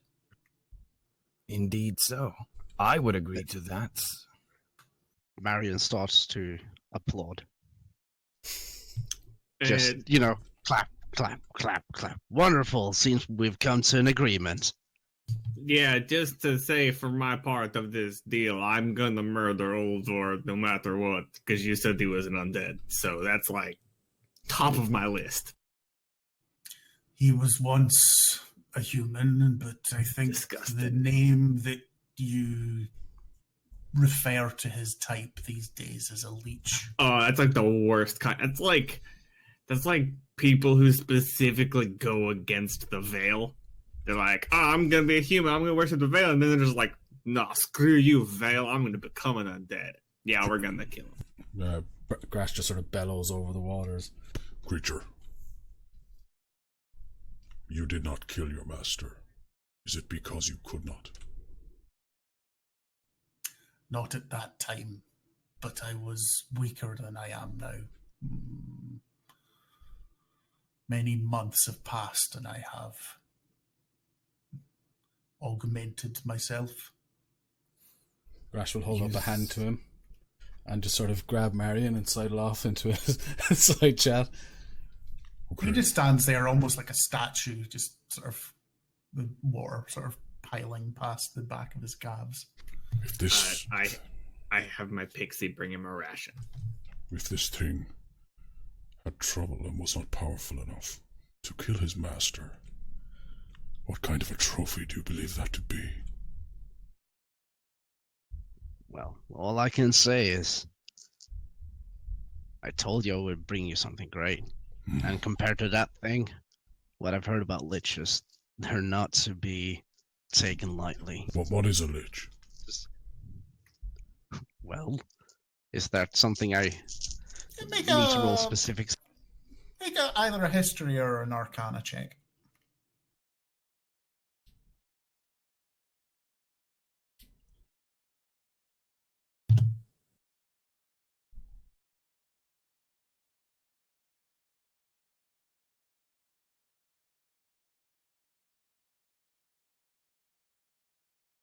A 17. Okay. Yeah, I mean, you know the basics. They're usually a living wizard who has, through magical and arcane research, has turned themselves to an undead in to be able to continue their some form of living, using the old inverted commas living, to continue their things. They are usually, if they have been successful, they are usually incredibly powerful spellcasters.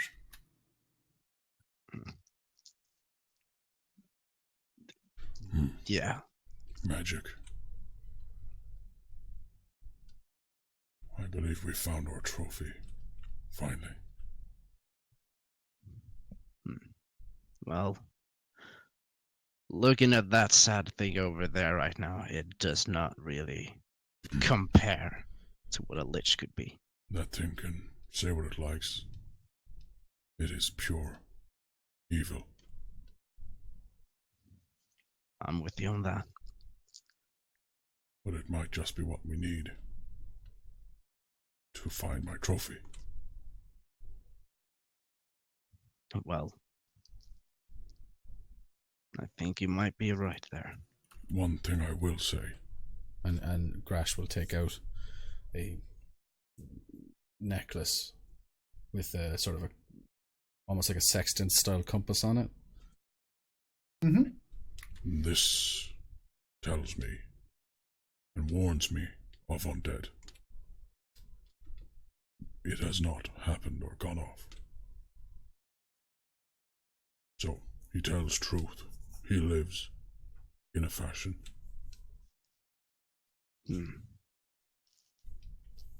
Well, I'm not taking him for a liar. Just oblivious. Yes, he shows great ignorance. Indeed. We must But watch a each lich, other's backs. however. Okay, I think people are kind of looking at us now. So look back. Both turns. Right. Just makes a nice wave. Hey. Turns back. Yeah. Well, okay, before you do, is Erithia or Moore doing anything in the time that Grash and Marion have had that? I'd Yeah. give him a ration. Yeah, more wants to ask something as well. You said he created you in the likeness of his family and those who were near him. Who were you meant to be? Who did he create you to be? He shakes his head and says, "No, those were what came before me. He'd long given up on trying to do that." So then, in a sense, you are then something of a new creation as well. You have no one's shadow to walk in. And he just goes, "Apart from the memories of the past life. Of course. That is a never-ending torture of its own."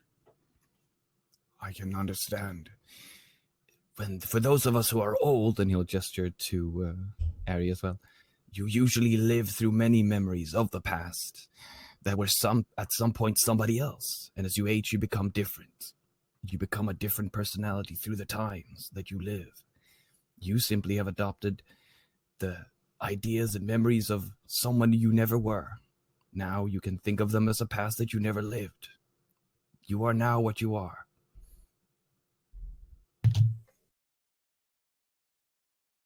He just hums at that. Now that, and he looks over to the two gentlemen, not being very discreet in the private conversation in the corner. Will you come share the fire with us now?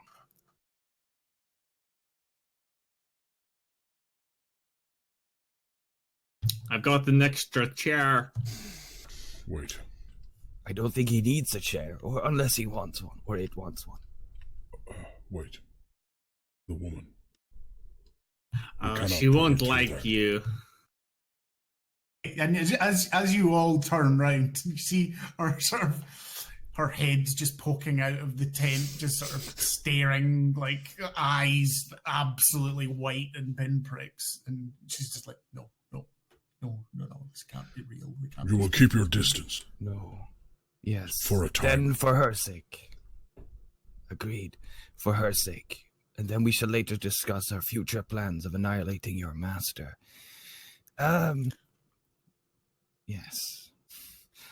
Do you think you need anything more from any type of creature before we speak again? Yeah, the chick in the tent.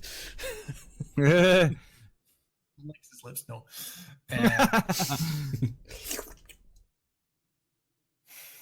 It is a constant battle to stop myself from falling to pieces. Literally sloughing from the bone if I do not renew piece by piece. May I I think attempt it's a best spell if that may I- help you? It helps me, and I'm very old. I'm basically made of different parts at this point. I am not trusting enough of anybody to allow magic to be cast upon me willingly. That is your decision. I shall not force you to take the different type of healing magic that I carry. I suggest you take her back to the town. Obviously. I will go and do my thing. Will we meet back here? I promise that I will not take sustenance from... And you can see him just scrabbling for words. Intelligent creatures. I will keep to the beasts. Look to the rimward in a day, and I will set a fire, put greenery on it to rise a massive column of smoke and draw you to where we shall meet. Then I can lead you to Ulzor's lair. Try to check the beasts for collars first. I was gonna say, if you have the collar look like this, don't do those either. Don't tell me we kept the collar. Of course Yeah. we did. I thought we gave it back to him to have something to mourn his lost. Maybe we pet. did. We probably did. I probably. Yeah. If it has a collar with a name tag, don't kill it. Oh, Billy. And Billy and Lily. Oh no, yeah, Dan's Yeah. dead right. The other Albert took it and ran off. oh yeah, that's Yeah. what happened. Yeah. Thank you, Dan. Well, Marion asks him, "What about this? Is this still something you need, or should I get rid of it?" If you leave it there, I will collect it after you've passed on, as it will definitely help me. The reason she has celestial background and her blood can sustain me for longer than creatures and lesser beings. I've got celestial blood. I've got magical blood. Feel free to share. And he just he sort of smiles, this sort of ragged maw, and you see that first time some of them are giant teeth, and then there's the occasional large sort of fang from a manticore, and it's just it's all lopsided and haphazard teeth, but one thing that they all have in common is they're all sharp and scary. Does he floss though? Yes. That's good. Just want to make sure. More will sort of cast a minor illusion, and it will be something like a magical core that seems to pulsate out these little tiny flecks of light and dark energies coming out of it. And one day, if you want, I can supply you with that and more. What is that, and how would it help me? All creatures have magic in them. And Midichlorians. if able to, yes, they're called midichlorians, you see, and they'll not be mentioned ever again. More Lucas. Why is Jar Jar Binks here? No, the then removed and then added again. No, the magical, all creatures contain magic in one form or another. If me and my companions at the hall figure out a way you may sustain yourself with magic. Like I do. I'm very old, and I'm kept alive by magic. Mostly. Some other things. Healthy living. Lots of walking. Calisthenics. Vegetables every day. Or not at all. I don't eat. I don't drink. But I will find a way for you to live, if needs be. But with your master's studies, we might circumvent that as well. But magic is a way to prolong the living as well.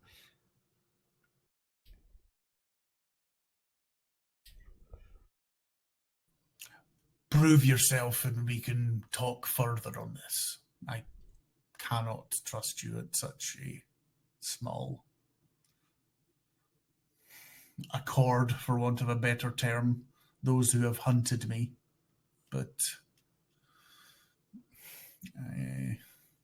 I am interested. If you seek some type of proof, I can provide it to you. And he sort of looks around himself. At whenever I figure out how I'll prove that, no, I can figure out a way to show you that, a way to prolong life with magic. Do not worry. I have lots of texts, though you may not want to read. I can prove it to you at our next meeting. He just nods. Monsters Anonymous. It's more like Monster Hotel or whatever it's called.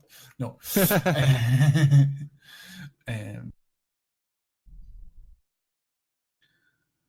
Grash will Truly. walk back towards the woman and sort of stand in front of her, just to give her a bit of relief.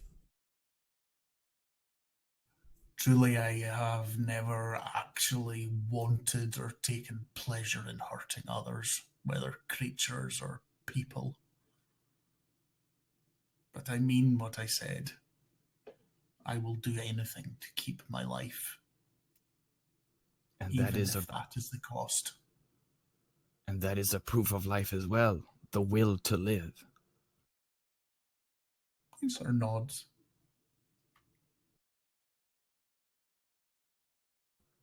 Well, we shall be off on the road to be seeing you in the future, new acquaintance.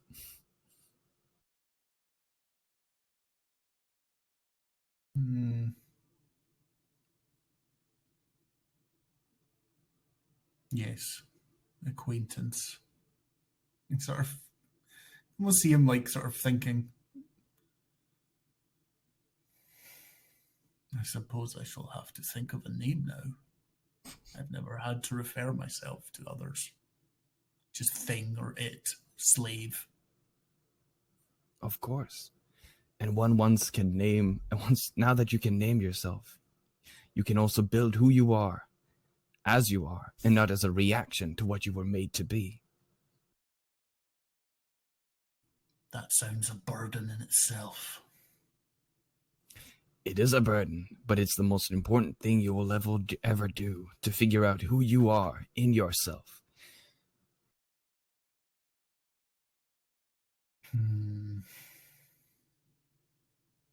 One step at a time. First we end Ilzor, then such matters can be thought of. Of course. To be seeing you. And whatever you shall decide to name yourself. And he just stands there impassively until you move on. More sort of just awkwardly. Well, let us leave then. And Crash will give the woman a look like, oh, I don't know what the fuck's going on either. Does anyone else speak to him, do anything, or are you starting to move on back towards town? I think as soon as possible, just going to get on that road, you know. May the veil cover you.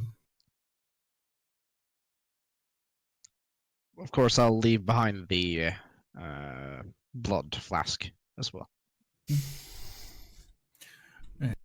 I think as soon as you... Sorry, on you go. I was just going to say, after potentially maybe he heads away or we move out of sort of vocal distance. Mary, did you not say his master was of the veil too? Was. But I'm just saying, if we are trying to...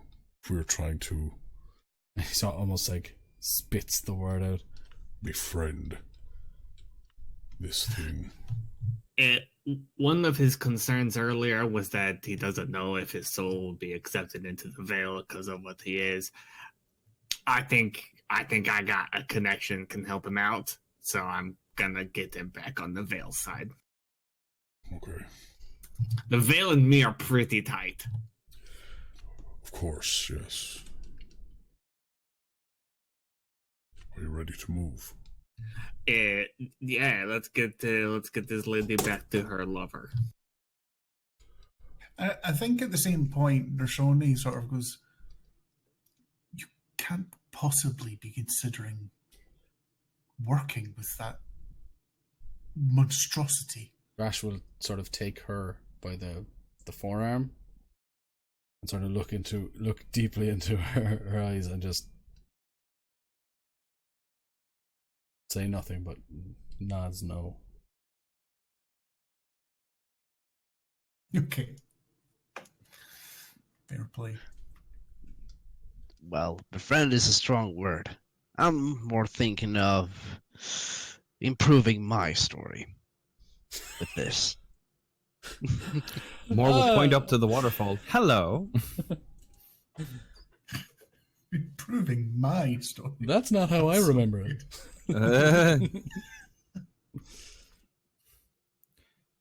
He was a desperate creature and he needed a way. Not the old quote, history is written by the victor. Oh yeah. Oh yeah. Marion, that's actually core to Marion's personality. Pretty much. Indeed it is. No, that's interesting. Now, genuinely, it's interesting. But motivations and things like that. I like it.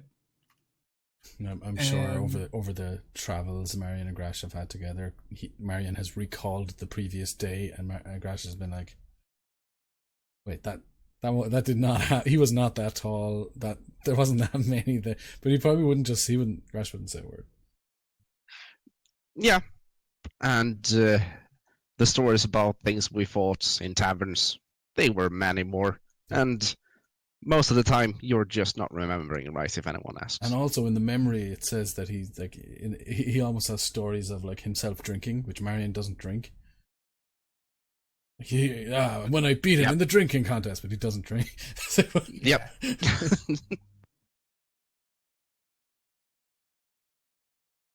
Yeah, absolutely. Yeah. I think the rest, again, is the rest of the journey back to the town is quite easy. There's not the urgency of rushing through the forest as there was when you were outward bound the last time. Also, we know a more direct route. So yeah, absolutely.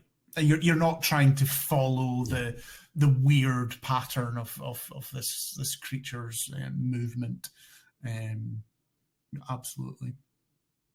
And I think by sort of evening, you maybe push a wee bit towards darkness so you can see the town come into view again.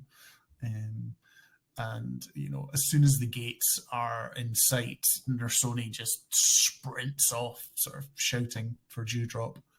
And quite quickly, the sort of shouts go up on the wall, the gates are opened and going. I don't know, does anyone speed up, or do you all just sort of continue your pace? If anything, Grash pulls back. We don't have a fast pace. Yeah. No, I sort of like Grash is sort of like just socially avoid emotion mode. Well, it's just avoid awkward social stuff. Yeah, and I think you probably enter just as Dewdrop is just sort of releasing a crushing embrace on Nersoni. And they're both crying, and she's just I'm so glad you're safe. I can't believe what happened. And then turns to you and just goes, truly, I am forever in your debt. Thank you for bringing my beloved back to me. Safe, if not totally unharmed, but I think things would probably have been much worse without your intervention.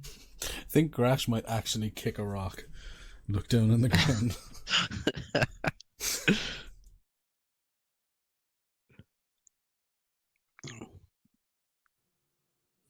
Well, a good deed done.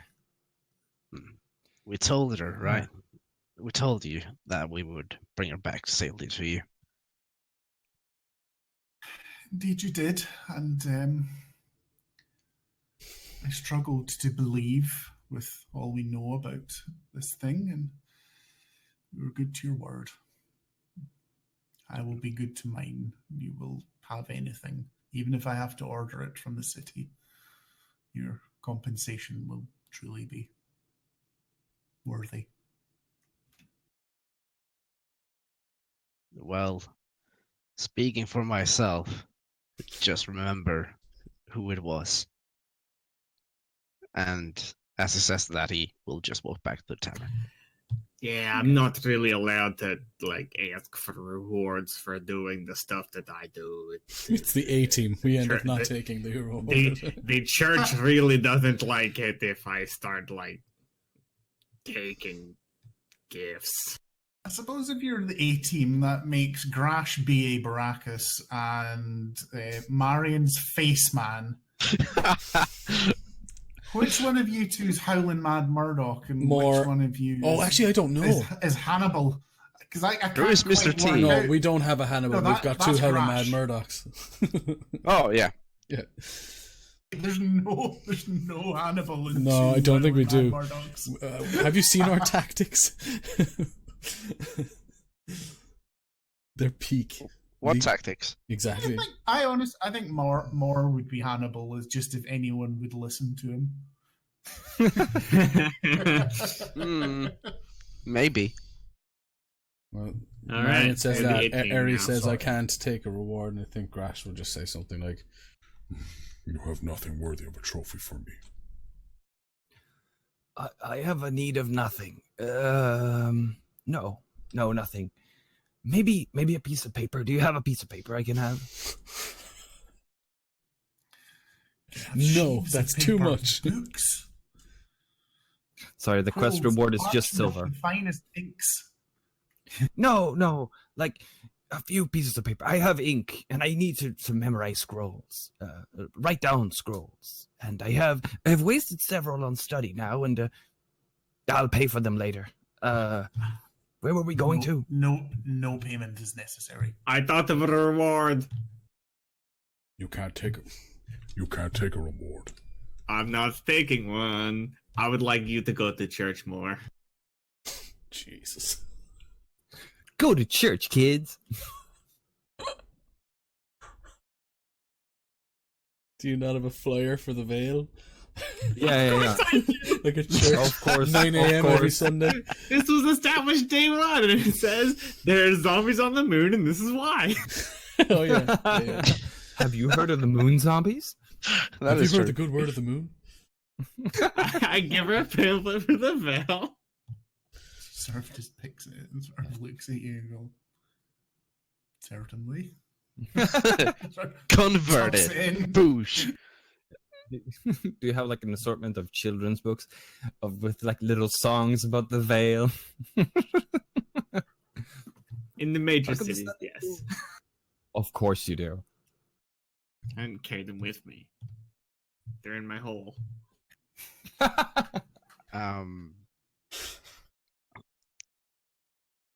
Well, I think Marion would halfway back just turn heel and run back to them. Well, now that you mention it, if you would happen to find anything like this, and he pulls out his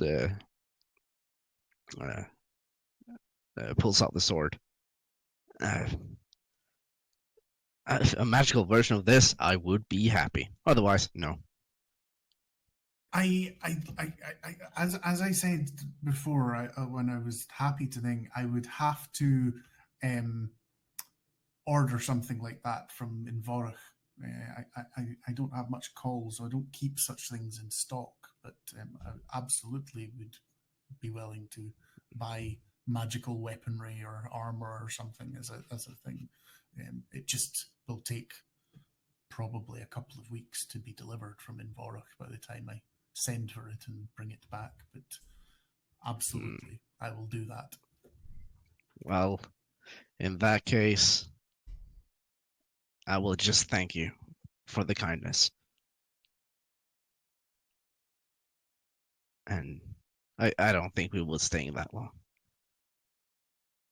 Well, all of you know that you have a powerful ally here. My name and influence does go a fair way, even in the city of Invorach. It is known. I have made influential people plenty of coin in business dealings, and there are a few people that owe me favors. So even if I am of no help to you in the here and now, my gratitude is not going to go away. Sounds good. I rolled from Grash.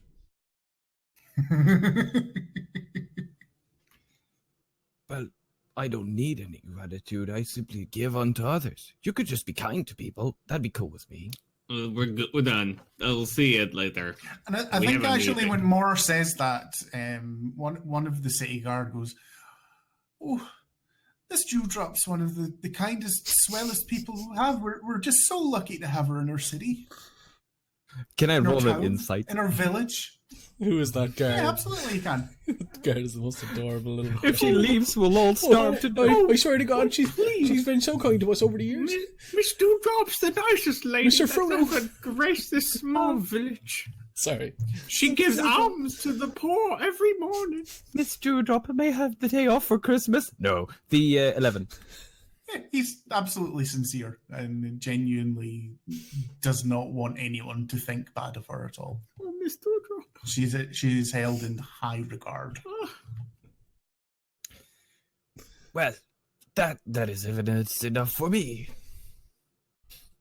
Thank you, then, for being kind to people. I'm just going to do the chat a favor. Guard, what is your name? Oh, and he just sort of looks at you. My name is Stephen. Stephen, put some timber in your chest. That sounds eerily close to Steve, the Lord of the Zombie Island. Maybe this is Steve pre-zombieism. Oh, shit.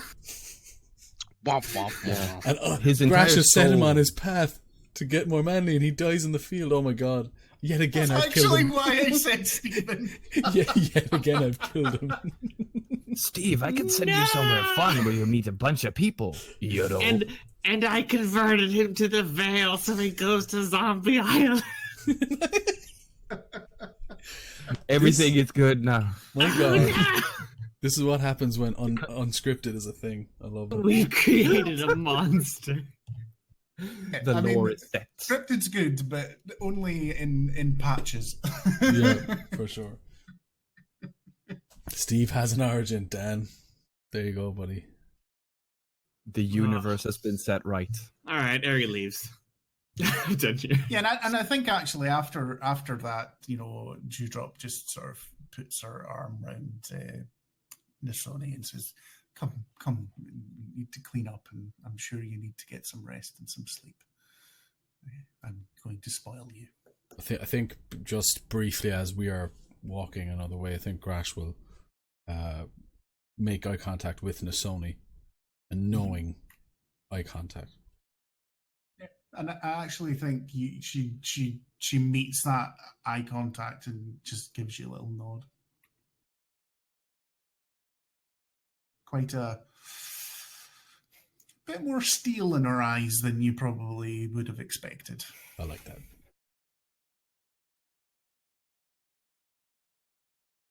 Very cool. Yeah, absolutely. So, I take it you go take a room, which Dewdrop has, words passed. She's like, basically, you eat and drink and stay in the inn for free or on Dewdrop's tab. So there's no problems with that. Again, all basic items, rations, anything you want to stock up on, that's all on Dewdrop. Most of that is sold by her, so she won't take your coin. Just let me know if there's anything slightly out of the ordinary that you're wanting to add to your inventories or anything, but all the basic stuff, you can just add it. Obviously, we're not playing like full encumbrance rules, but don't go mad with your inventory. I can't take a house with me. No. No, unless you've got a portable hole to put it into. Shit. I've got a couple of those. To be fair, I have a couple of those, but I don't fancy the suppository. May I acquire some human remains? I know someone who's in need. So, maybe. What you gonna do? I know, absolutely. More will be copying some spell scrolls. Okay. Just after the session, just let me know what ones that you are copying, just so I can keep a track of how much you are and all that sort of stuff. Sure. That's fine. That's the thing with wizards. Like, I just make my own scrolls. I mean, yes, they've got like a cost and stuff. I think actually, because they're in a Hicksville, yeah, let's say, although she's happy to give you, she's only got the proper high quality materials for you to make 2 scrolls. Just because there's not a lot of call for that sort of stuff here, so it's not something she has lots of. It's not a magical shop.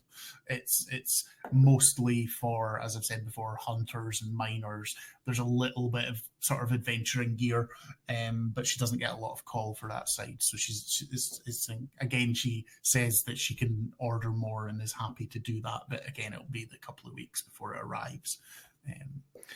I have 40 I think parchments. Worst sorry, case, say I that? have 40 parchments myself, though. All right, okay, So- sorry. That's fine. Sorry, I thought you'd said you'd used them. Sorry, that's the. Oh, no. He just wanted, like, a single one. Ah, okay. That's fine. Apologies, that was just a little bit of a misunderstanding on my behalf. Don't worry. Okay, well, we're a wee bit early, but I actually think in terms of the story, it's probably maybe better to end a little bit early, unless there's any scene in the inn or anything in the evening that anyone wants to have or anything like that. I don't mean as a filler. I mean genuinely, just if you want it. I'm quite comfortable finishing a little bit early if there isn't anything that springs to mind. But I think in terms of if we go on too much further, it may be a bit of an ugly break, and I'd rather have a shorter one than a longer one today after we've had a couple of weeks off, and I think it's a bit neater this way, if that's okay with everybody. Yes, Absolutely. Well, I was wondering now. I just wanna compliment the DM on the monologue. Yes. Insane. Yes. That was insane. Beautiful. Very nice.